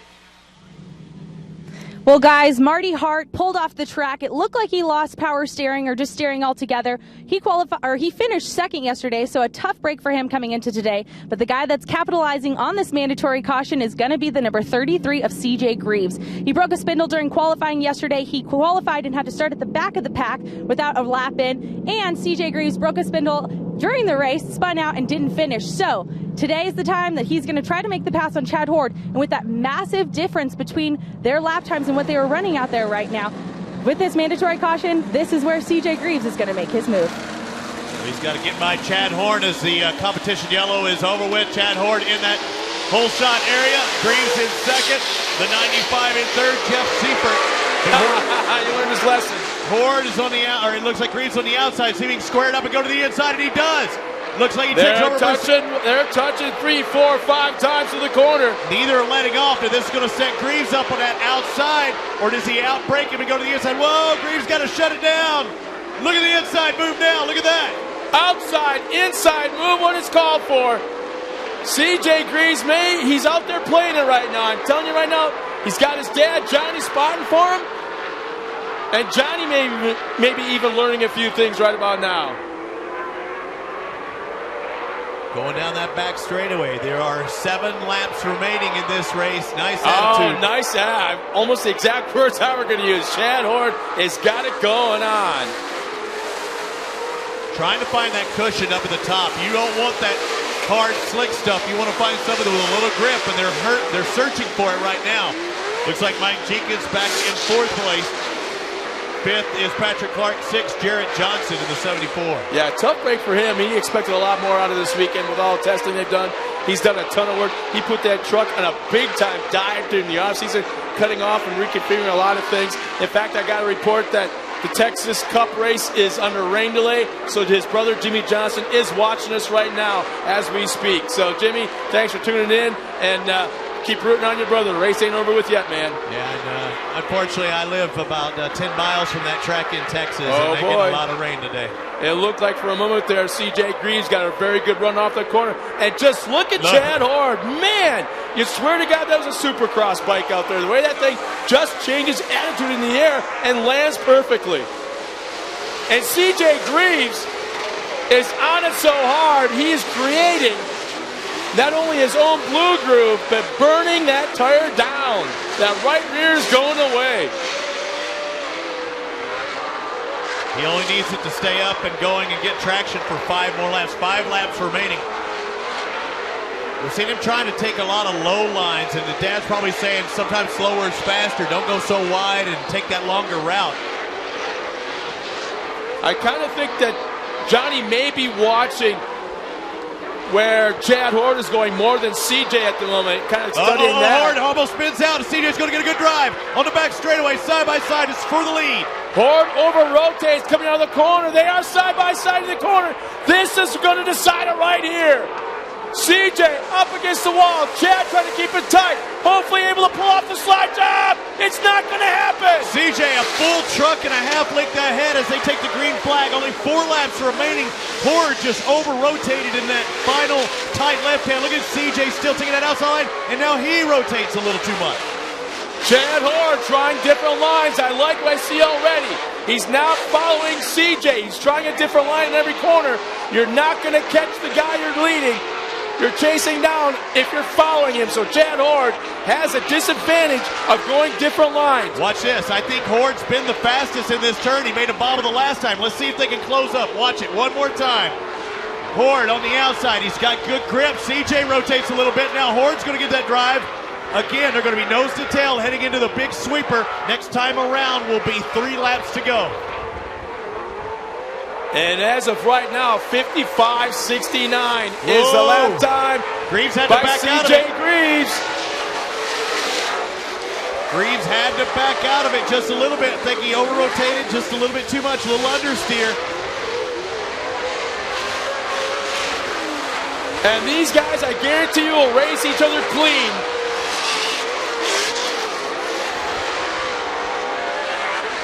Two of the cleanest drivers out on the track. Contact, if there is any, will be very incidental and definitely not on purpose. 3 laps to go in this Pro 2 final for the day. Still CJ Greaves, Chad Horde, Jeff Seifert in 3rd, Patrick Clark 4th, Mike Jenkins 5th, Jarrett Johnson in 6th. CJ Greaves, meanwhile, is gapped on Chad Horde about 5 car lengths into that final corner. Still a few laps remaining, and this track is starting to go away. You see those puffs of yellow dust being kicked up. That is the old track surface being pulled up through the new track surface. That's dry underneath into turn 1. You wonder about lap times. The Pro 2's running about 2 seconds quicker than our winner did in the Pro Lights earlier. Chad Horde's not going away. He may have gained a truck length or 2 in the last lap. So Chad Horde's not going away. CJ's trying to make up for ground that he lost yesterday in the championship. Kelly Snyder said he broke a spindle heading into qualifying, also in the main event. Makes me wonder if there's a parts issue, unless they just tried welding or something, that part, because I saw him changing it yesterday afternoon. Chad Horde's made up some ground again. 2 car lengths separate. Greaves and Horde, here they go. White flag is coming out this time by. 1 lap remaining. Good drive by Horde that time, coming down the front straightaway for the final time before they take the checker. Watch this, only 4 turns remain. Good Chad Horde. Maybe he's been playing possum in the last 2 laps, not showing his cards. Could he be setting up CJ Greaves? Is he going to the inside? Will he try going outside, square it up? Oh, taking out one of the hood pieces. Look at this. He's going to be on the inside of the low line. Watch his drive he's going to get. Still 2 turns remaining. 1 tight, 1 wide. Here's that $66,000 corner that haunts his father. CJ hangs on the lead. Down the backstretch, up over the huge tabletop. Patrick Clark, it looked like, gets into it with Jeff Seifert. The last turn, though, for our leaders. The 33 of CJ Greaves trying to take that high line, now a middle line. He's trying to do as much as he can, and he does enough to hold off the number 9 and taking the victory today. How about that race? CJ Greaves takes the victory. Chad Horde in second. Oh, right rear. Oh, no. How about this? Mike Jenkins, final podium spot. Battling Patrick Clark. Not quite enough, as he'll finish 4th. Patrick Clark 3rd. Seifert 5th. And Jarrett Johnson. Tough break for him as he'll come around in 6th. And that happened with a little bar banging or side panel banging in that middle portion. We're going to step away for just a second, get to some highlights. How about that race? What do you think here, Prem Nevada? That's what Pro 2 is all about. We still have Pro 4 right after this.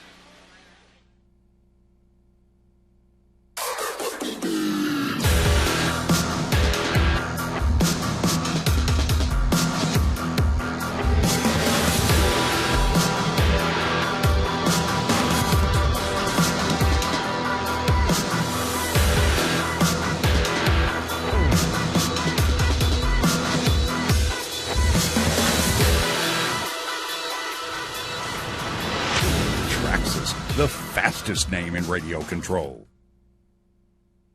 What is it that makes a Husqvarna dealer a Husqvarna dealer? Well, just look close at the engineering in our outdoor power equipment. We're known for high performance and reliability in everything we make. So is it any wonder your Husqvarna dealer is also known for high performance and reliability in everything they do?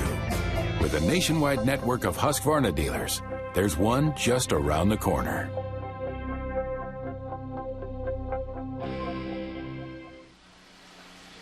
Welcome back once again. We're not going to waste any time, Robbie. Let's take a look at that recap of this last Pro 2 race. Incredible action. Yeah, we only started with an 8-driver field, but it was one heck of a race for the entire race. As we're taking a look backwards through Mike Jenkins' truck that started in second place. Tough break by Patrick Clark and Jeff Kincaid right at the start. And here's later on, Jeff Seifert was doing very, very well once again, but man, I still haven't quite figured out. Maybe that it actually happened for Marty Hart before that incident, and then all of a sudden he had to pull off later on. That might be why he didn't make the right-hand turn. That could be right. Side by side going down that back straightaway, and Hort had the inside, Greaves on the outside. Look at him looking for as much traction as he could. And he's all the way up there and almost ran out of real estate, but makes the pass and then takes about a truck and a half advantage on that pass. This was the cleanest race that I think I've seen either one of those drivers run against each other. And there's so much respect for each other, both with C.J. Greaves and Chad Hort, and amongst each other, because you know what? What the philosophy that these guys run with is the fact that I'm going to race you exactly like you race me. You start pushing me around, I'll start pushing you around. And those two guys right there, they're not that kind of driver. But once again, we have just witnessed a fantastic Pro 2 race. Chad Hort's on the podium for the second time this afternoon. So close to being a weekend sweep, first time in his career. But once again, we'll be back in just a moment for our podium interviews of our top 3 drivers in Pro 2. We'll be back right after this.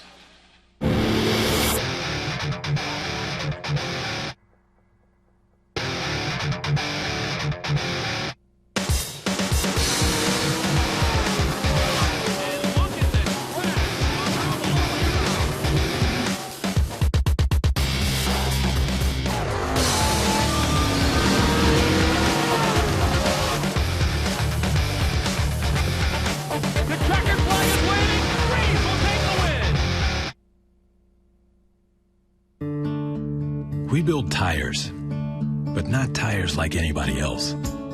We build Cooper tires for people, not just cars. People who are chauffeurs and shuttle pilots, heavy haulers and heavy hitters. More than what your Cooper tires can do, it's about what you can do with your Cooper tires. Life's a road trip. Come on, let's go.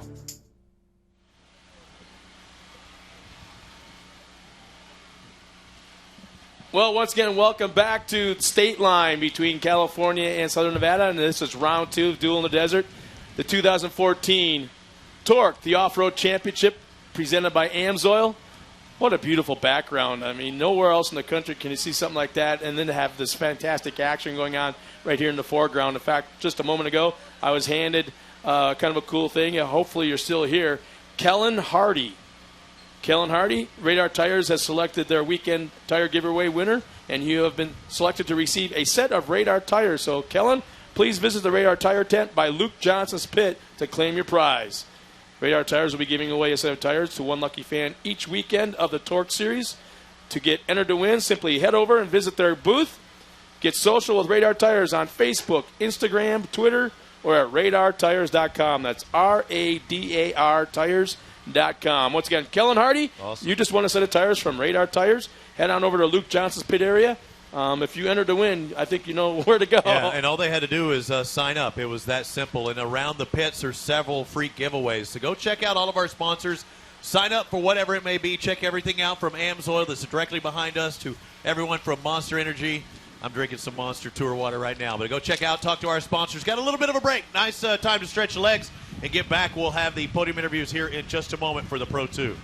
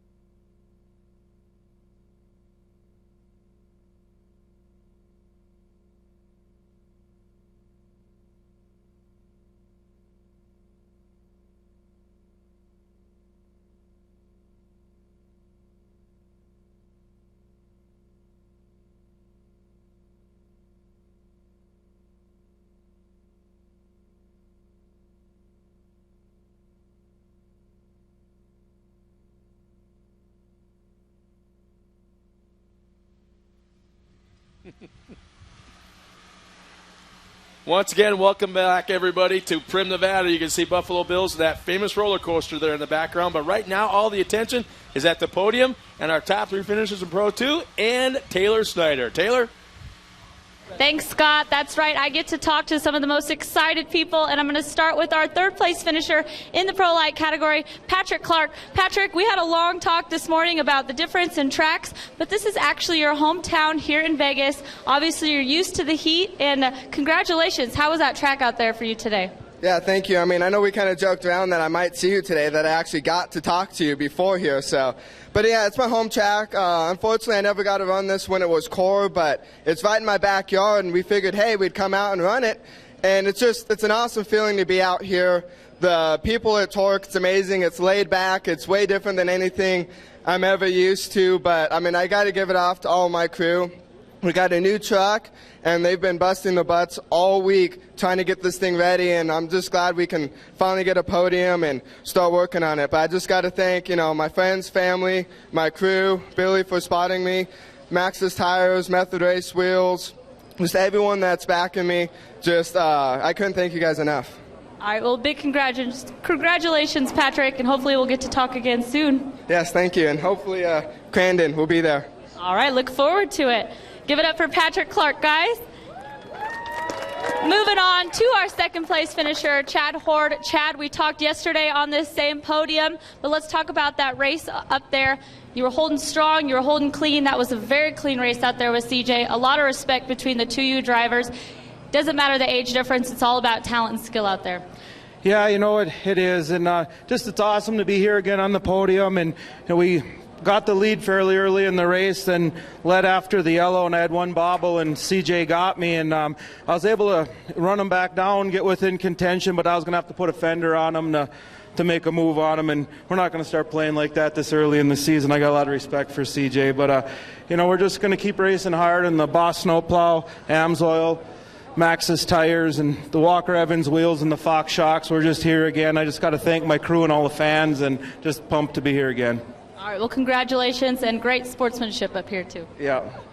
All right, moving on to our number 1 finisher, CJ Greaves. CJ, you put out an awesome race out there. I know you were thirsty for this win today, but I'm going to tell you, Chad Horde, you had that lead out there, but Chad Horde was not going to give it up to you that easy. Yeah, he was definitely running good, and when I got behind him, I was like the exact same speed, and I was just waiting for a mistake, and he over-rotated a little bit in the back, and I got a run, and I knew the outside would be good through the sweeper, so we just held it. I thank him for running me clean. He came in hard there and checked up for me. I have a ton of respect for everyone out there, and I'm just glad to be up here, glad for my team. We had a bad day yesterday, and it's just great to be back. Anyone else you'd like to thank? For sure, my family, my crew, Monster, Toyota Maxxis, everyone that comes out, Method, Fox Shocks, Magnaflow, Team Associated, everyone that helps us, big thanks to them. All right, big congratulations to you and all the drivers up here. And, of course, one of the most important things about these racers is their sportsmanship. So give it up for your entire Pro 2 podium, Patrick Clark, Chad Horde, and CJ Greaves. Scott? Yeah, like I said, 2 podiums in one weekend is going to make for a very short drive back to Burke River. So big congratulations, Chad Horde, first and second. Obviously, our points leader going into round 3. Yeah, Marty Hart, I would like to find out what happened with him because I think it was nice that we heard Kelly say that he lost power steering. When did he lose it? Did he lose it because he went over that concrete barrier, or his vision was blocked, he went over the concrete barrier?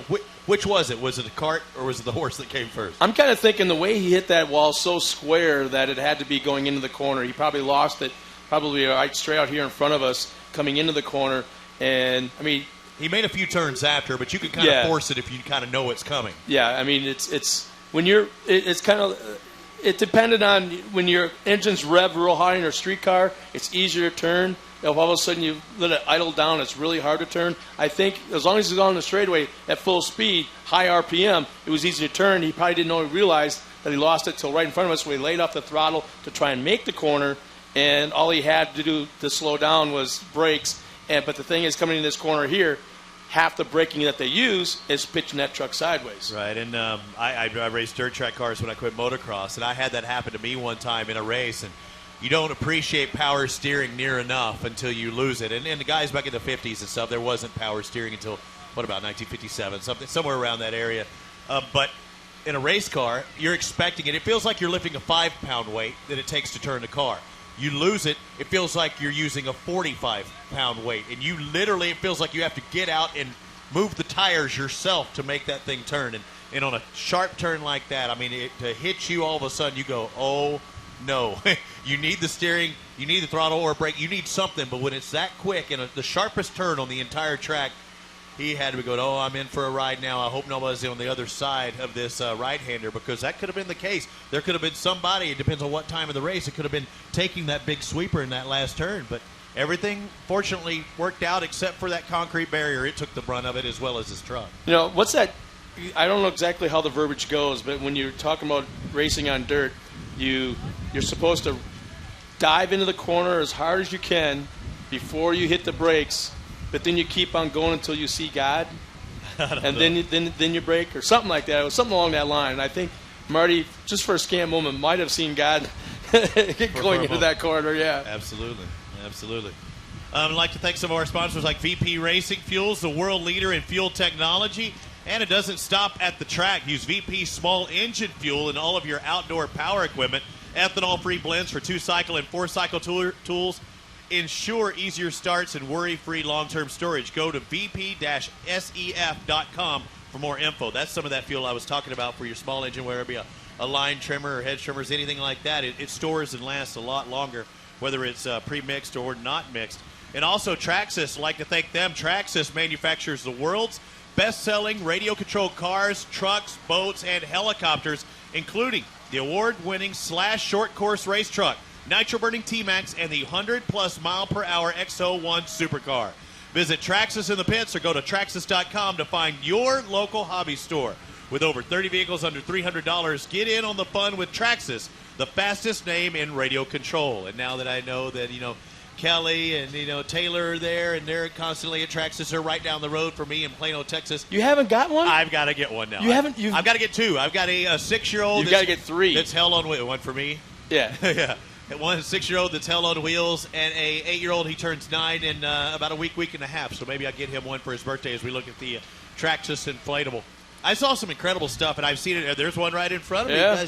Son of the digger. Right. Monster truck, yeah. You've seen that in real life. But the stuff that they are doing with those trucks, that they will, the throttle response is unbelievable. It's almost electric. Literally, it is electric. But they get on the throttle so much that the front end wants to loop out. But yet the guy, if you're good enough, could control it and go in a loop out situation and either loop out and do a backflip or grab the back brake really quick and do a front flip. Or both in one jump. Or twist, like a front flip with a full twist in it. I'm like, you got to be kidding me. Uh-oh. That's what we're talking about right there. Ladies and gentlemen, we've been talking about sticking around after this last Pro 4 race and hanging out in the pits and, meeting the guys, getting some pictures, getting some autographs. And you know what? I always call fiberglass after a race weekend autograph material. And right now I'm looking at the first example of that here today. We got one of our young fans was able to get part of the door of Jarrett Johnson. He come running up here all smiles, and he's got Jarrett Johnson's autograph on it, and how cool is that? So congratulations to you, young man, and after the Pro 4 race, there's going to be a whole lot more of that going on. It'd be a good garage item or maybe up in your room. It's kind of sad. It's going in his room, I'm sure. My buddy Denny Stevenson, a 125 Supercross West champion, I'll tell you that in just a minute. Give us your best shots. Tweet or Instagram your pictures to #TORC. Again, #TORC. Give us your best shots. You can tweet or Instagram your pictures and use #TORC. That's for Twitter or Instagram. Check it out. Hey, buddy. Hey, are you guys? Is he on Instagram or Twitter? Here's a good shot. Yeah. No. How about your dad? You know what? We got a picture of you and Instagram that picture right now. We got to do that. How about this? Wow, that cool. Seeing some of looks like almost an onboard shot. Who took that shot in the #? There's Keegan Kincaid on the right side. On the left side, it looks like... it's a Rigid Industry sponsor. Yeah, I want to say that's Joey Sylvester. K&N. That looks good. I mean, literally inside the truck with them. Yeah. Must be somebody in their crew, huh? You think? No? If you're not a fan, that's an up-close personal look. #Twitter or Instagram with your favorite pictures. two good-looking guys, but where's the girls there, boys? Yeah. His hat says hi. You're minus 50%. His hat said hi. And a real good shot of the starting lineup at the opening ceremonies of Pro Lights on the right side, yeah. And my favorite, of course, Miss Torque Model Search. You can show us why you should be Miss Torque 2015 for a $2,500 grand prize. MissTorque.com, and you get to meet me, the official judge of the Miss Torque Model Search contest. Show us why you should. Show Robbie Floyd why you should be Miss Torque 2000. That's going to be our new motto. Instagram Robbie Torque? No. We're going to change this graphic to and it could happen anywhere. It could be back here in the casino. Show Robbie Floyd why you should be Miss Torque 2015. I'm going home tonight for sure. No, I'm serious. I'm not saying do anything bad. I'm just saying I could be the, I don't know, lead judge. Like a pre-qualifier. Mm-hmm. Yeah. Okay. Yeah. We'll go. I'll let you have that. I'm happily married. My wife told me to appreciate beauty. My mama told me that, and that's why I married my wife. Congratulations, Linda. Linda, we have no idea what your last name is, but Linda, you won our ride-along she probably knows, though, because she got a message back, yeah. They said to buckle up and enjoy the ride. It depends who's driving, but either way, you're going to enjoy that ride. With Kurt, I'm pretty sure Kurt Leduc, yeah, he'll you know what, there's no radio communication between the rider and the spotter. I do believe that there's hand signals, so if you want to go faster, thumbs up. If you're not crazy about what's going on, just pull thumbs down and scream like a banshee, because I'm sure Kurt will slow down a little bit. But I got to really emphasize the fact that Kurt will give you a ride in a full-blown two-seat Pro 2. It's going to be a good time. If you're holding on to the old crap handles, you're not going to go thumbs up or thumbs down. You're holding on.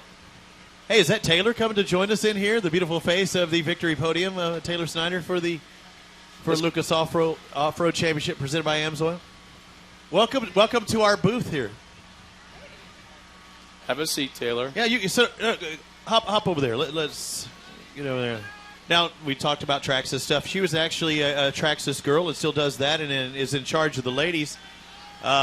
She's just playing in charge, dude. Speaking of that. Ladies, nothing. Guys, yes. She's just playing in charge. Speaking of that, if you need any help, we're trying to find, our spokesmodels. If you need any help, Scott and I both have volunteered. Whoa, back up the ponies here. I said nothing about volunteering my services. Hey, what's it been like out there? It looked like a great turnout over there at the awards presentation.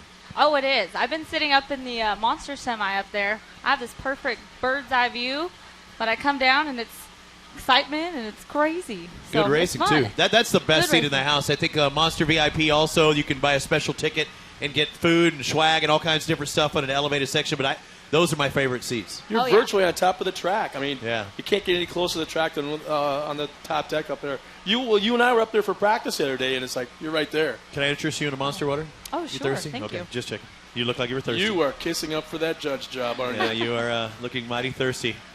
And, one more race to go, and did you get to talk, or have you been BSing with any of the guys back there or harassing them? Because I know, you've been in this sport, you're racing yourself. Have you got to harass any of your buddies as they prepare to go to this final day at Duel in the Desert? Oh, I harassed them all. Unfortunately, in the Pro Light race, I was eating lunch with Keegan, and I was just making fun of him, joke after joke, like, don't get to talk to me today until you win.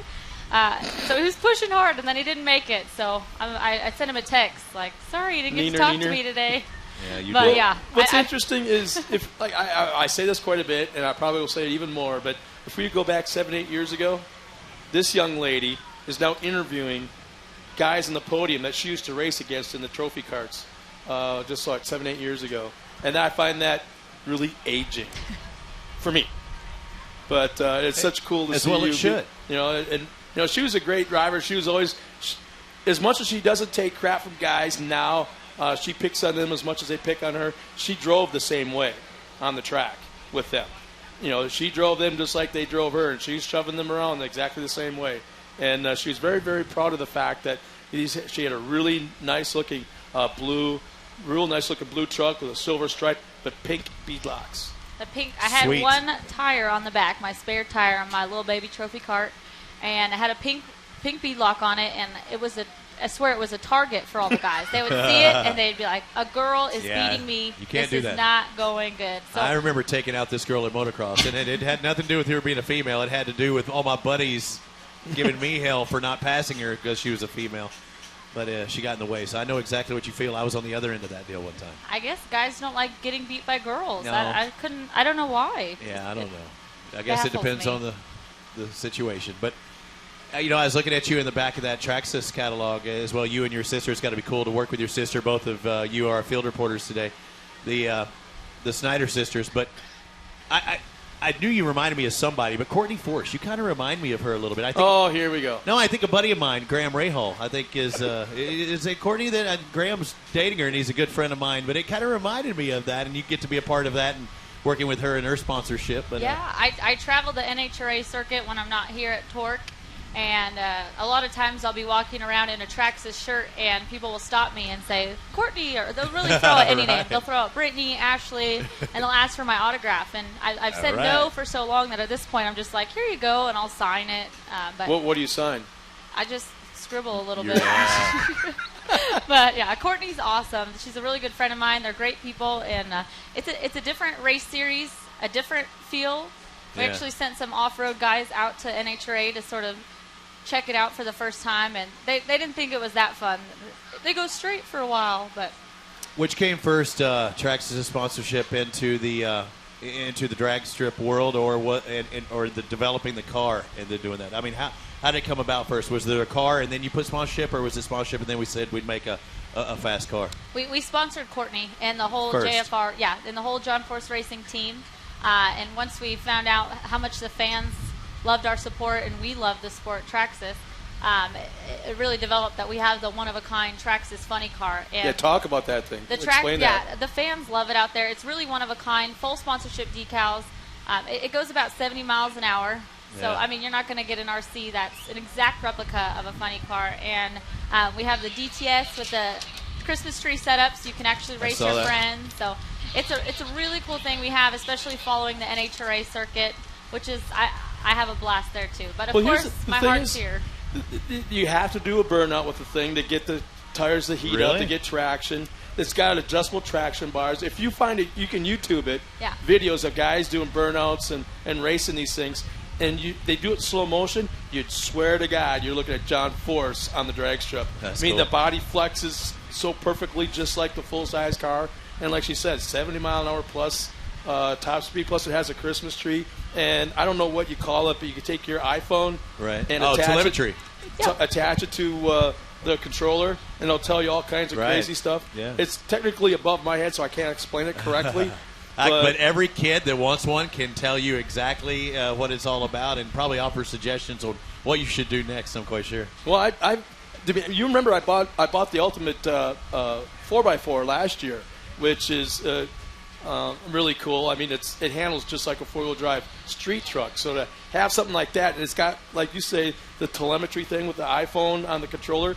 And my neighbor kid that I just moved into this neighborhood has never messed around with an RC. I never told you this before. Never messed with an RC car before, but he saw that, took off his phone, plugged it into my, and he's doing all this stuff to it. I never knew it could do. Yeah, it's awesome. It's just like a real car, except it's a lot cheaper. Doesn't cost as much, but you can tune it just like a real car, work on it like it's a real car, which is like why I love getting kids into it. You know, they're able to experience the feeling of working on a full-size car and really taking responsibility and treating it like a full-size vehicle. Plus, it gets them outside.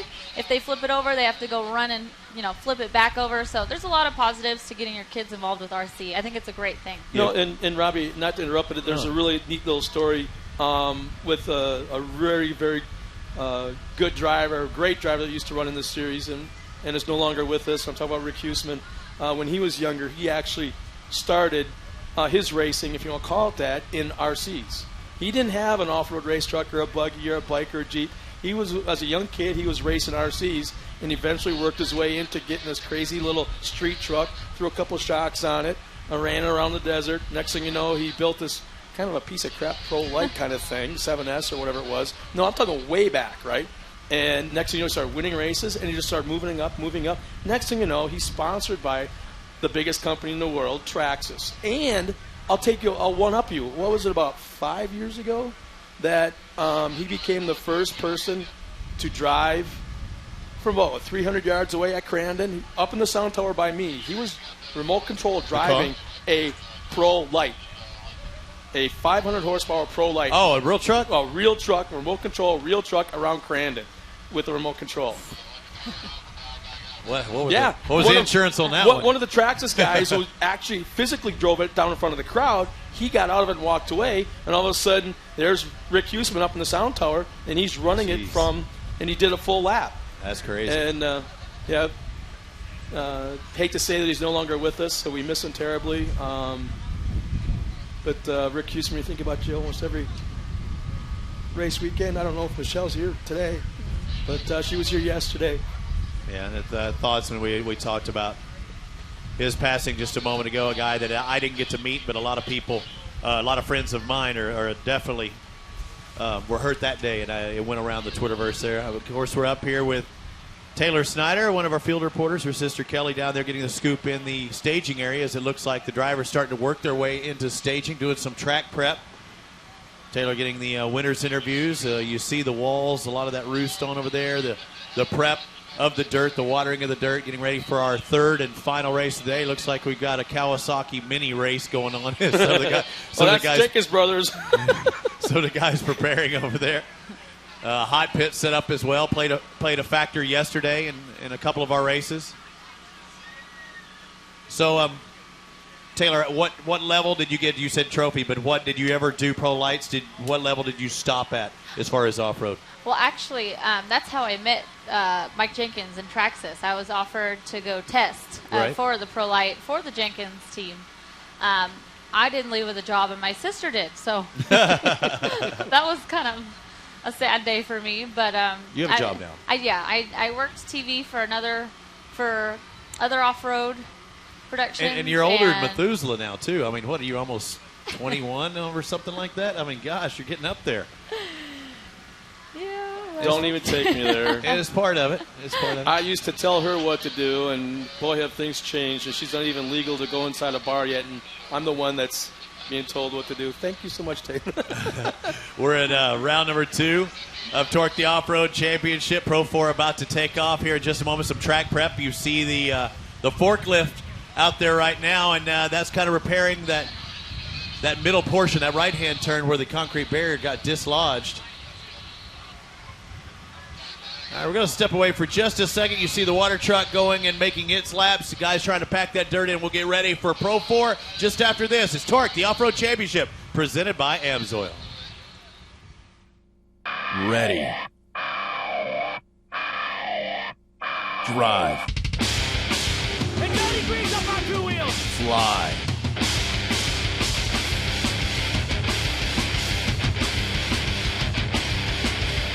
Dominate.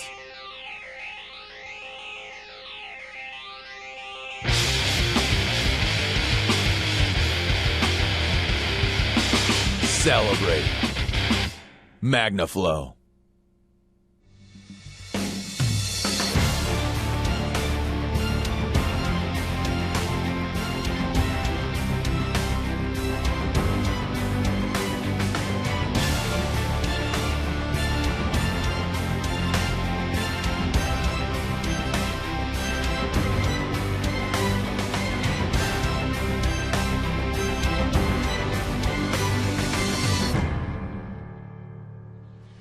What's that?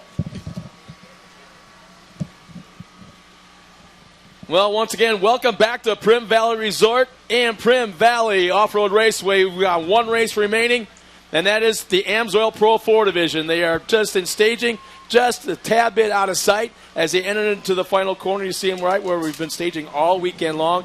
And I'm telling you right now, I've seen standing water, but the way the wind has been playing, the way these trucks go, we'll bring them out here onto the track and give them a hot lap or two, and this track will be in absolutely pristine condition. There you see our guys lined up in staging.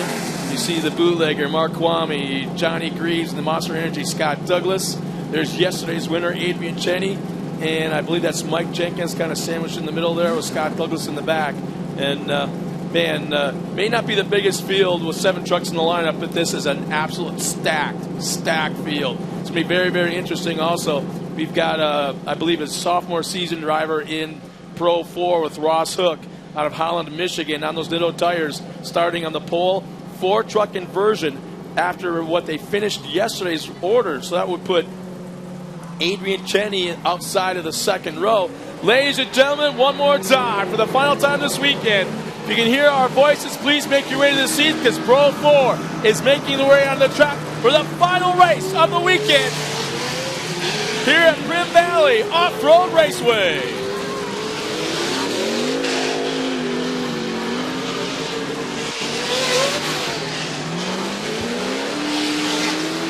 So it makes me wonder when I hear Johnny Greaves' motor and whining so loud. Is that the same motor just had to been gone through from yesterday, or does he just pull one out of the hat and say, let's do it again? I think he's got a really nice, well-protected, heavily insured plastic crate that was shipped to him right from TRD, Toyota Race Development.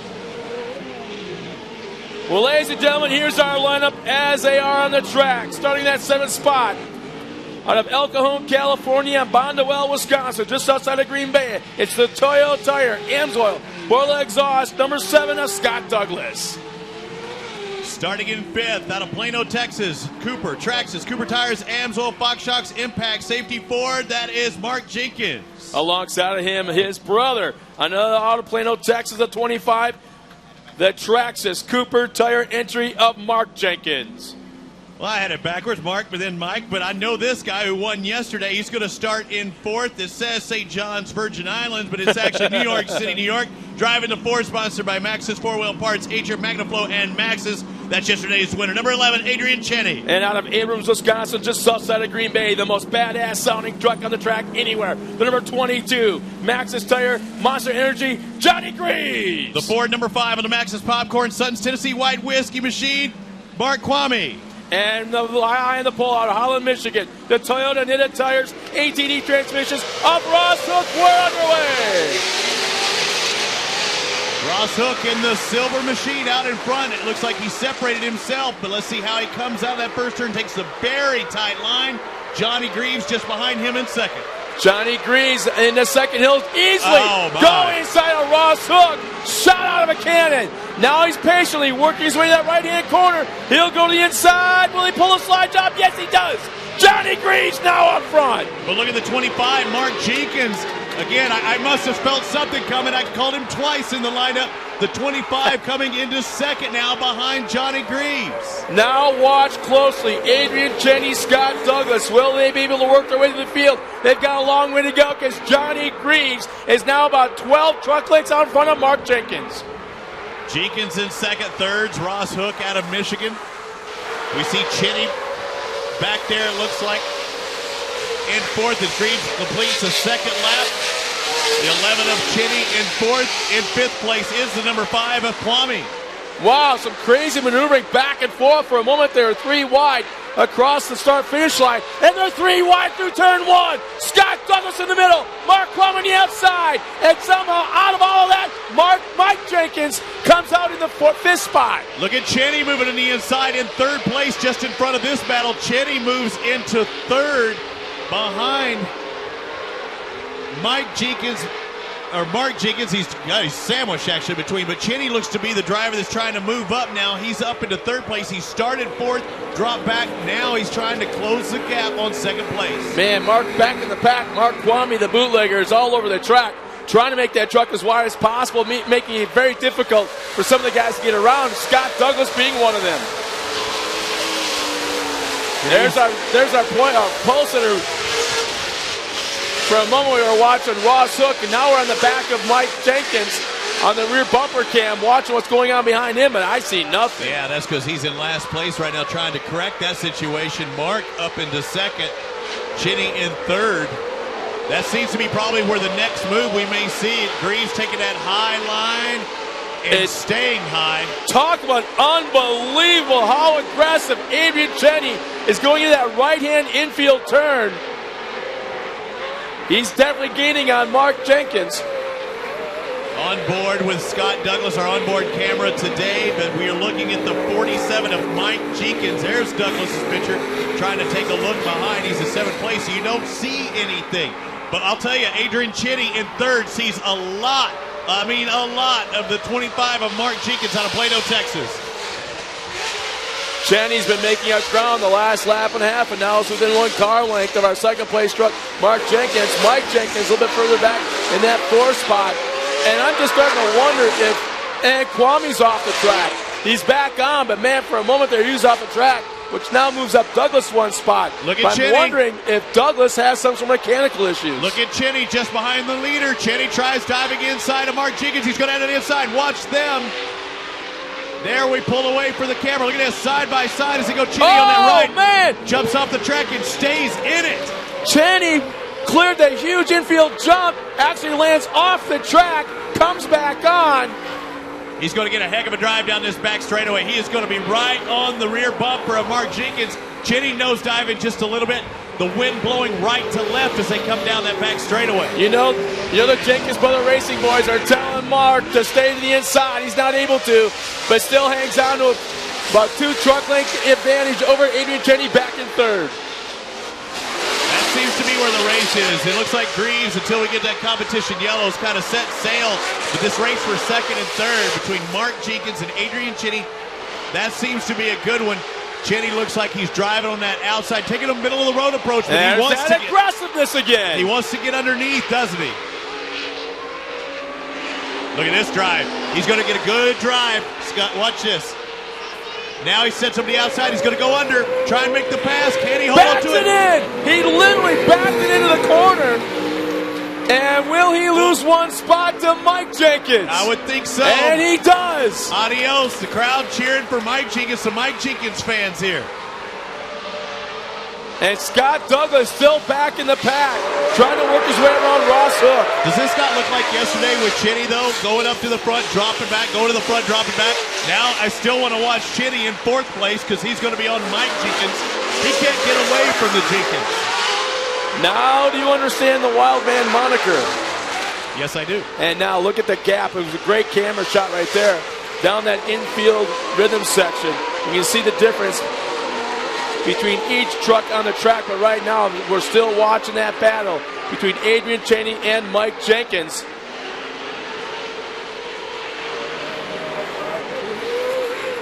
And that's the race for 3rd and 4th. Mike Jenkins, the 47 Traxxas machine, in 3rd. Cheney gets a nice run out of the corner. He does quite a few times there. He gets good bite and drive whenever he comes low. But yet, that Toyota's just singing sweetly. Look at the 2 lines here. Cheney taking the extreme inside line. It might be a shorter distance. He's looking for some kind of traction that Jenkins didn't have up high. Into turn 1. Jenkins slides a little bit to the outside. They're almost side by side. But watch this. Cheney's going to drive hard, and then he's going to try and square up and go underneath. Watch Cheney in the orange, squares it up. Can he dive underneath? Here's his goal. Not able to do it this time, but again, watch how fast he is in this next left-hand turn. He's going to be side by side going into the last tight left. It's almost like he's setting up the pass about 3 corners before he gets there. There it is. Cheney now tries the inside, up on the inside, banking, up on 2 wheels, still on the throttle, still alongside Jenkins. You know his spotter, Mike Jenkins' spotter has to be selling him inside. Cheney is extremely inside. He's got only outside to drift. Look at this, coming down the front straightaway. Cheer him on as we're under competition yellow, and it looks like Mike Jenkins is going to be able to hold on to it for this lap. So that's going to set Cheney up on the outside of row 2. Because he was in 4th place. Man, my heart started pounding for a second there. I go, where's Greaves? Where's Greaves? Where's Greaves? He was gone. And he was actually on the backside. You couldn't quite see it. You know what? We just took the competition yellow. We'll be right back after a quick break for more second half racing action. Emergency safety crews depend on their gas-powered equipment to start when they need it. That's why they use VP small engine fuels, formulated with no ethanol to prevent fuel system damage and ensure easier starts. Designed for both 2- and 4-cycle engines. Try VP small engine fuels for your gas-powered tools so they'll start when you need them. Order online at homedepot.com or visit your local dealer.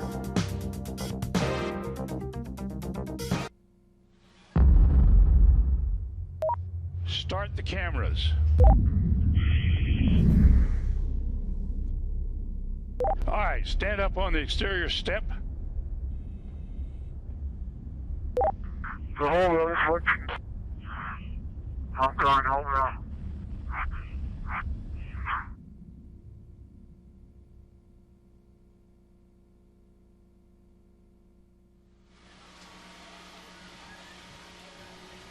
Once again, welcome back, everyone, for the second half of the race. We are about one corner away from taking the green flag for the first, last race of the day, second race of the weekend. You know what? This is going to be awesome. I can't wait to see what Cheney's got up his sleeve. Let's start out with Kelly Snyder real quick.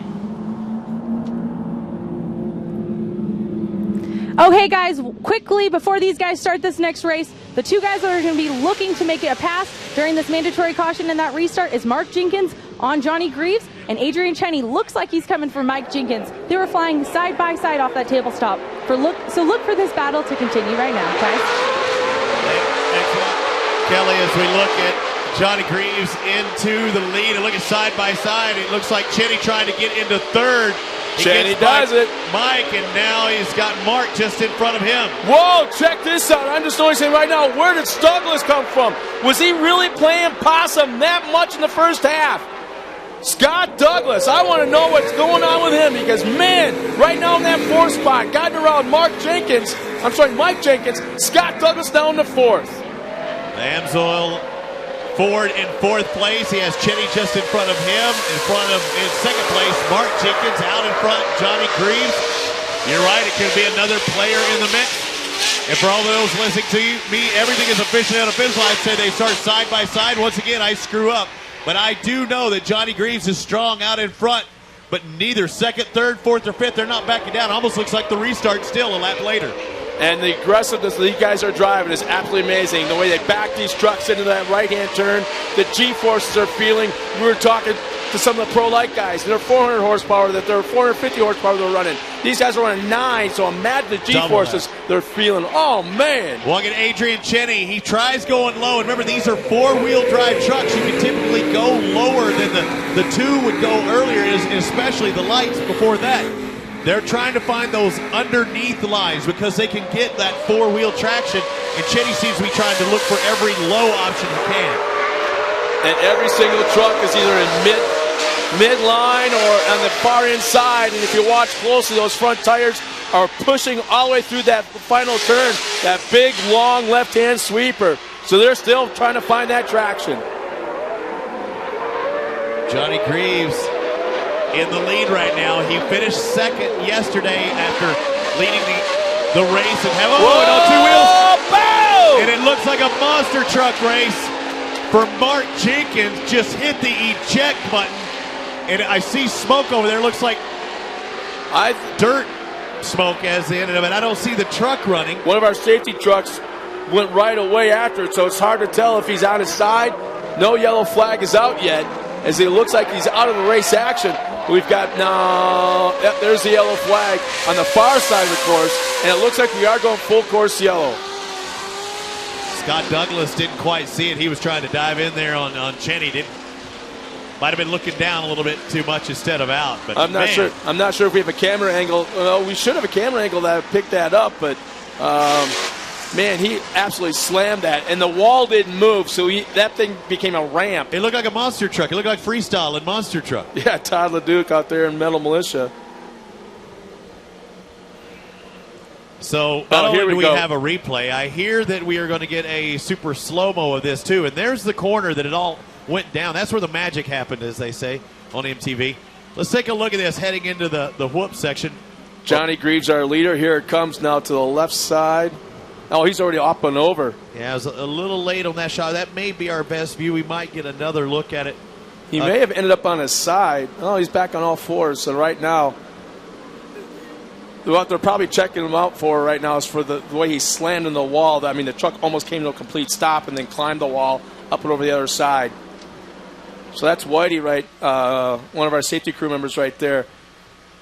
He's one of the best in the business. And I don't know if you followed our series last year, but there's some pretty dramatic pictures from a race that we had in. There he is. Ladies and gentlemen, he's just on the back side of that banking to the left side of the course. Let's hear from for Mark Jenkins. Out of the race, but tough break for him. Nice job, man. And there's a guy who was in 5th on the start and worked his way up to second, a strong second, and he had a chance to win this thing. He looked quick. He looked just as fast, or he looked maybe even a little faster in that restart, hanging on to Greaves' tail. He's one of those guys that always has a smile on his face. Very, very intense when it comes to racing, but walking by in the pits, man, he's just all grins all the time, just loving what he does, loving being here. And let's see if we're going to go green flag this time by. Once again, Johnny Greaves up front, Adrian Cheney in second, Scott Douglas in third. Well, now you have Cheney in second. This is the inverse of the situation we saw yesterday. Or no, it's the same situation. Cheney was in second yesterday, gets by Greaves towards the end of the race. Now Greaves once again out in front. Can he hold on to it the remainder of the laps? We'll see if these boys play nice, though, with that orange cone. Once again, the leader starts the race, not the green flag. Johnny can hit that throttle anytime he wants to after they hit that first orange cone. Here they come, ladies and gentlemen. We're going to do it. Oh, big start by Greaves. I think that's motor right there, my friend. And that 5-speed sequential, man, he's just tapping that throttle. Yeah, that is motor, and doesn't hurt having that 5-speed gearbox as well. Greaves and Cheney. Now let's see what Cheney does. He's going to set up in the same tracks, but watch his modus operandi. He squares it up and tries getting underneath early. The confidence that these guys have that the truck is going to make it to that corner, the way they pitch it sideways so early in the turn. Greaves. And Douglas hits the jump, goes off the track, lands off the track, saves it, and will even hang on to third. Whoa, and you're seeing Cheney on 2 wheels as well. Well, that happened when Greaves actually dropped a tire off of that landing. That's where the original dust came out. Douglas was doing pretty much the exact same thing, but a little farther to the right. And Cheney pitched the truck into the corner so early on a long left-hand sweeper.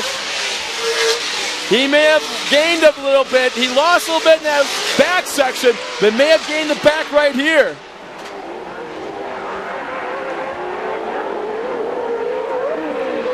Boy, this may be Johnny Greaves' race to lose, because he obviously has the fastest truck out of the corner, and that's the biggest thing right here at Prim Valley right now, is being able to pull these trucks out of the corner, drag race them into the next turn.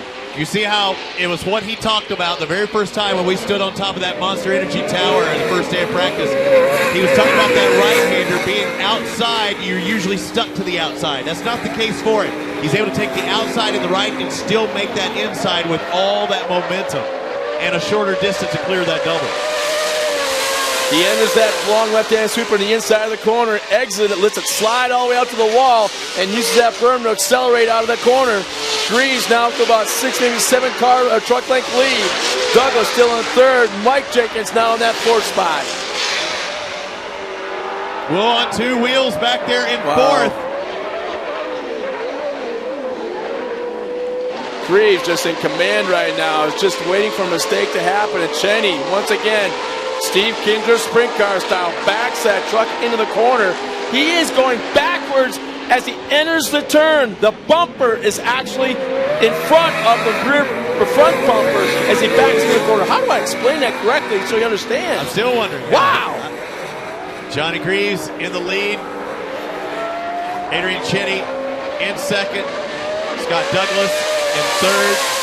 4th, the 47 of Mike Jenkins. And Mark Vommy just behind him. Vommy trying to gain one more position. And last but not least, Ross Hook on the Toyota in 6th. Now watch as they come down the infield rhythm section through that double. Now watch Cheney. He'll actually back the truck up into the turn. Look at this. Well, not so much that time. But boy, that turn is really getting rutted up right now. That's the risky part. You are taking your life in your own hands.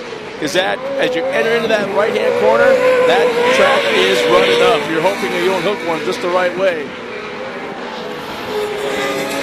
Now the gap is stretched out about 10, maybe 12 car length lead right now over Adrian Cheney as the white flag is coming out this time by.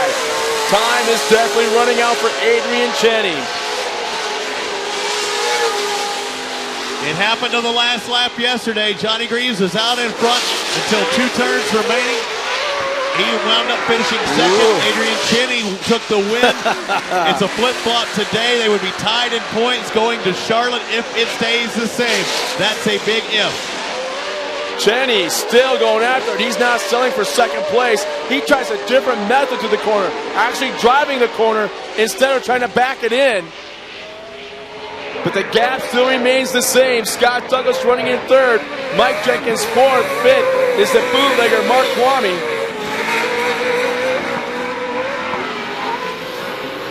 I think he's got it. Yeah, one more turn.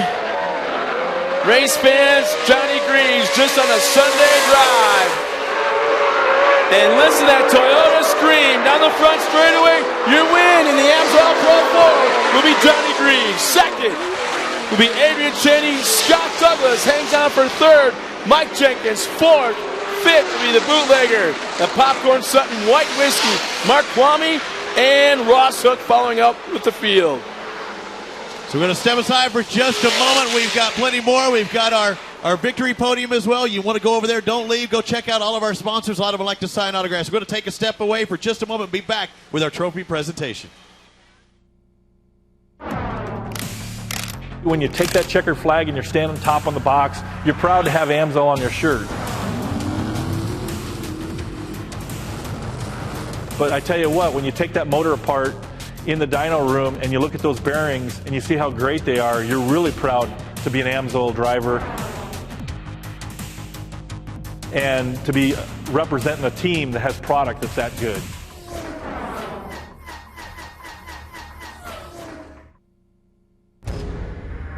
What is Monster? It's killing tires on the ultimate gymkhana course.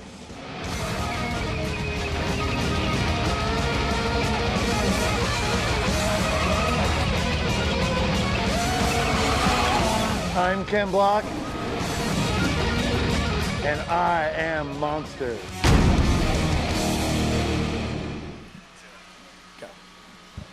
Once again, welcome back to what is close to be the end of the weekend. We got a big trophy presentation coming up in just a moment, but in the meantime, let's take a look at that Pro 4 race we just witnessed. Yeah, nice backdrop here, of course, in Prem, Nevada for rounds 1 and 2 of the Duel in the Desert. Quite a roller coaster in the background, quite a roller coaster in the foreground, as we see once again. This time it is the Pro 4s. There's Richie Kuloff, our pace truck driver with the live shot, it looked like. Is that his name? Really? Richie Kuloff? Richie Kuloff? I was like, because they were cooling off then. I thought you were just like, I thought you were giving him a nickname there. Well, here's the first lap coming into turn number 3. I'm sorry, yeah, turn number 2, actually. And Johnny Greaves was just so lucky. He found the right the needle, the right thread, and just went right down the middle of it and came out with the lead. And the whole first half, I was really confused by right there Scott Douglas, well back in the pack. Something I thought was mechanical. But he has proved me wrong. He's so confident. Ended up working his way through the field. Once again, here's a battle for position as Adrian Cheney, again, backs into the corner right there, man. Mark Jenkins able to take advantage. Again, Cheney comes back, battling now with Mike Jenkins. Yeah, the Jenkins. Now look to the left of the screen right here. This is where. I'm sorry, right side of the screen. That's Mark Jenkins just pile driving the outside fence, and we didn't know at that point if he was on his side, upside down, but I believe he ended up on his wheels. And once again, here's the aggressive driving of the wild man going after Johnny Greaves, up on 2 wheels almost every corner. Johnny Greaves adds another win to his resume, and man, what a sweet sounding First V8 victory. that thing is, yeah. First victory for the 2014 season. That first added up to that second yesterday. Ties the second and first by Adrian Cheney. So just like we saw in another class earlier, we have a points tie going into our second stop at Charlotte, North Carolina. Yeah. Well, you know what? Let's take another quick break before we head to the podium. As we come back, once again, we hope everybody had a great time. Stick around for the podium. It's going to be a very interesting interview with both Johnny Greaves and Adrian Cheney as they are now tied for our points lead. Hang around. We'll be right back. We had these torrential downpours, and these trucks are not designed to have another 2,000 pounds of mud put on them, and then you pack the radiators tight. The tranny gauge, the water gauge, the oil gauge, everything's pegged. The AMSOIL product came through for us and kept the rear end, the transmission, and the engine all running fine. And I tell you what, we were ready to go for the next day and pretty proud of it.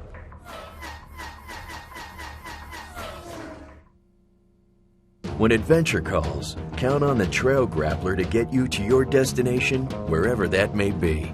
Large, innovative tread blocks provide additional biting edges to help you command the most challenging terrains as you discover new trails. The Trail Grappler's 3-ply sidewall and thick rubber construction aids puncture resistance and provides durability when you need it most. Nitto Trail Grappler, where road meets trail.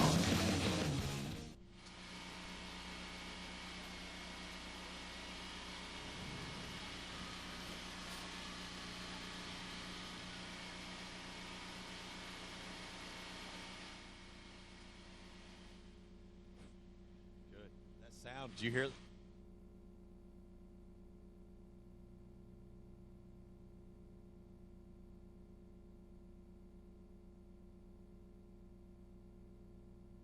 good.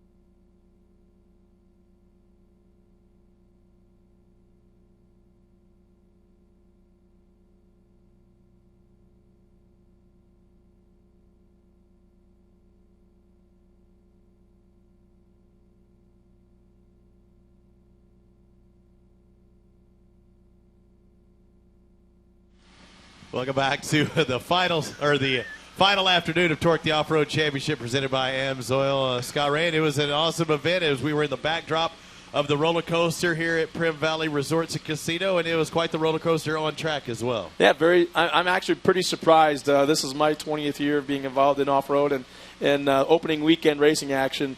I was really surprised by the aggressiveness, the drivers going at it. Usually you see kind of like they saved it a little bit on Saturday, so have to work so hard on Saturday night, and then they go at it big time on Sunday. Well, guess what? This week it was totally different. They went at it both days. They pushed hard, but a lot of courtesy as well. Let's find out what they had to say. Let's go down to Taylor one more time. Taylor Snyder's with our victory podium.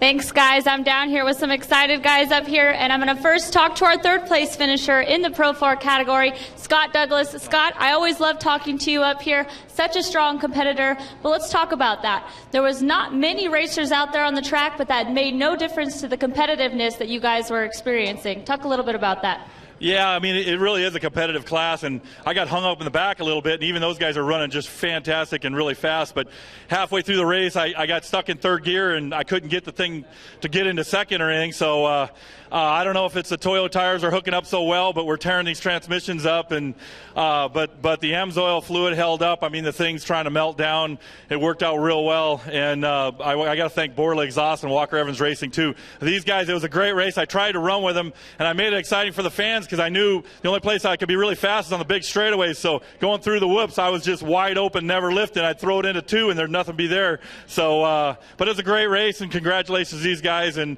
congratulations to TORC on the with BJ on the first event. I think it was a big event. I think all the fans enjoyed it, and hope we're going to be back here at Prim. Well, we hope to see you back up here on the podium, too.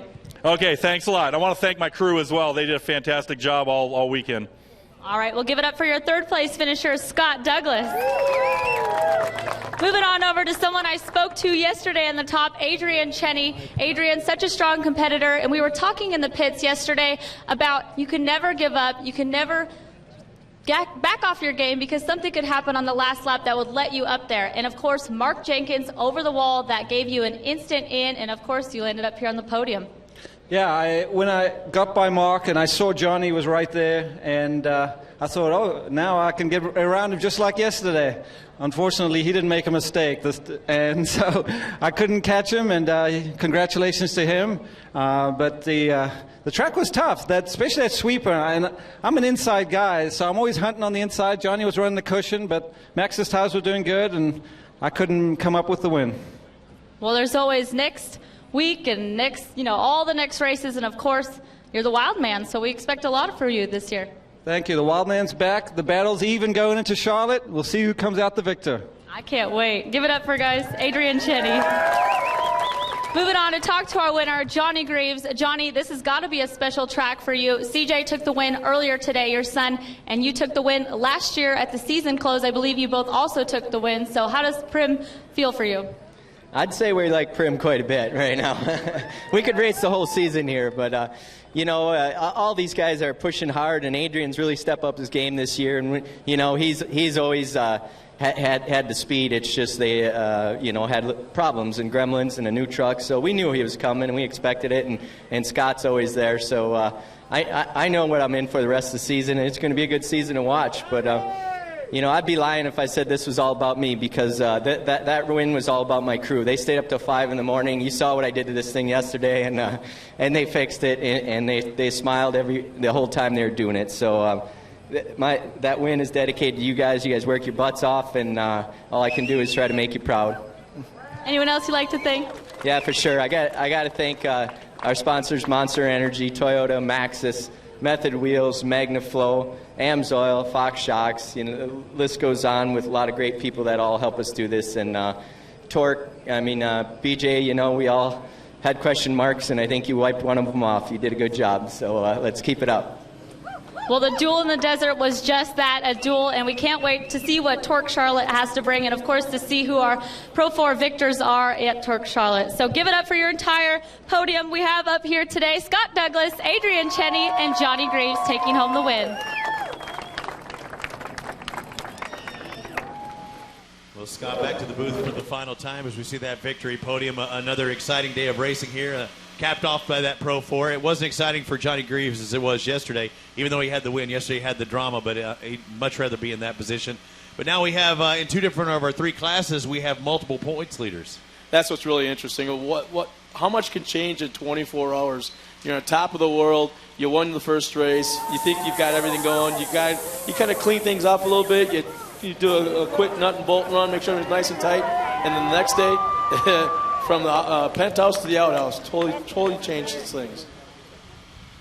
Well, that's it for this. As far as race, we can take a look back with our Replay XD. Some great shots as our final time on camera. Replay XD giving us a few look backs throughout the race. Let's take a look at these and see what they had to offer today in this edition of Replay XD. We're going to see some of the speed down the front straightaway. This is a fast track, and the wind played a part of that, and how the attitude of the truck was throughout both yesterday as well as today. This camera shot or that camera angle I really like, because you're able to see the smallest little chunks of dirt that fly around. The high definition, I guess you'd say, really equates to the action that's going on in the track. We had 3 different winners today. Jarrett Brooks, CJ Greaves, Johnny Greaves. Kind of sets the tone for the rest of the season. The next stop's going to be the showdown in Charlotte in just a few weeks. So we move from the West Coast to the East Coast. Some of the drivers changed. The dirt's definitely going to change. We're talking way different. This is desert dirt, obviously. It's that fine, silty really, really fine things. It's almost like powdered sugar. There, we are going to be talking about red clay, the real stuff, what everybody talks about. Tackiness, tons and tons of traction. Husqvarna Showdown at the dirt track in Charlotte, North Carolina, April 25th and 26th. We hope to see everybody there. It was a good one. It was my first TORC, the Off-Road Championship presented by AMSOIL event. And Scott, thank you for being my partner here today as well. I am so excited to have you on board, and I want to welcome you one more time to the Dirt Nation, or the Off-Road Nation. And you know what? Keep those two wheels and those handlebars off to the side, because I'm going to get you bit by the bug real hard. We're going to throw you in that Pro 2 two-seater and really show you what it's all about. So once again, don't forget, we're going to be in Charlotte, North Carolina at the Husqvarna Showdown at the dirt track in Charlotte, April 25th and 26th. We've had people drive up from Atlanta last time we were there, and I had rabid NASCAR fans are going to be there. So don't miss it. If you can't be there, once again, we'll be doing it on the World Wide Web. Once again, thank you for everyone all across the globe watching in. Our service people that had a chance to do so, thank you so much. We hope to see you in a couple weeks as well. Don't forget, go to our website, torqueseries.com. Keep up to date with everything's going on. Like us on Facebook. You're the Twitter guy. Twitter. You're the Instagram guy. Hashtag TORC. It's all about keeping that online social presence. Again, next stop, the Husqvarna Showdown. That's in April 25th, 26th in Charlotte, North Carolina. For Scott Rain, I'm Robbie Floyd, Taylor Snyder, Kelly Snyder. We'll see you all in just a couple of weeks at that Husqvarna Showdown. We'll see you then.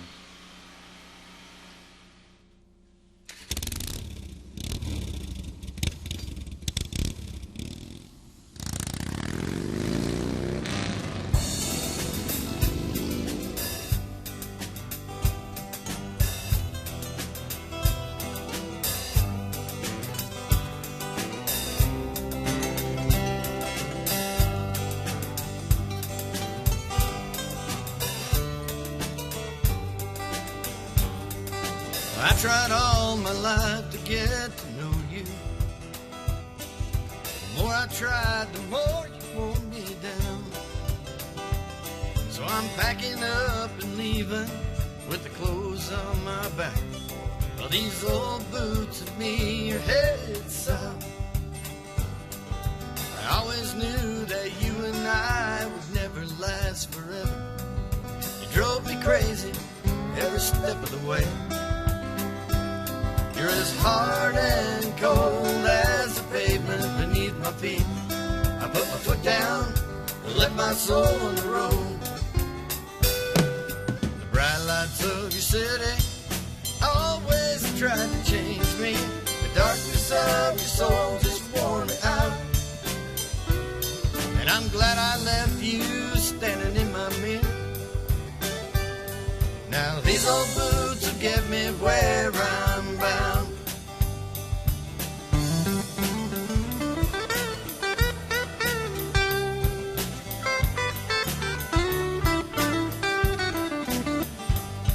When I got too cold, I drank a shot of whiskey. It always seems to warm my troubled soul. And sometimes I think that I might lack the courage, change my life and leave hope ways behind. The bright lights of your city always tried to change me. The darkness of your soul just wore me out. And I'm glad I left you standing in my mirrors. Now these old boots will get me where I'm bound. I ran out of road somewhere around Nogales, and I miss some things about you, I can't say why. I just know that once in a while you say goodbye to some things that point you back to where you should be now. The bright lights of your city always tried to change me. The darkness of your soul just wore me out. And I'm glad I left you standing in my mirrors for a while. Now these old boots will get me where I'm bound. Yeah, these old boots will get me where these new boots have got me. And these old boots have got me here now.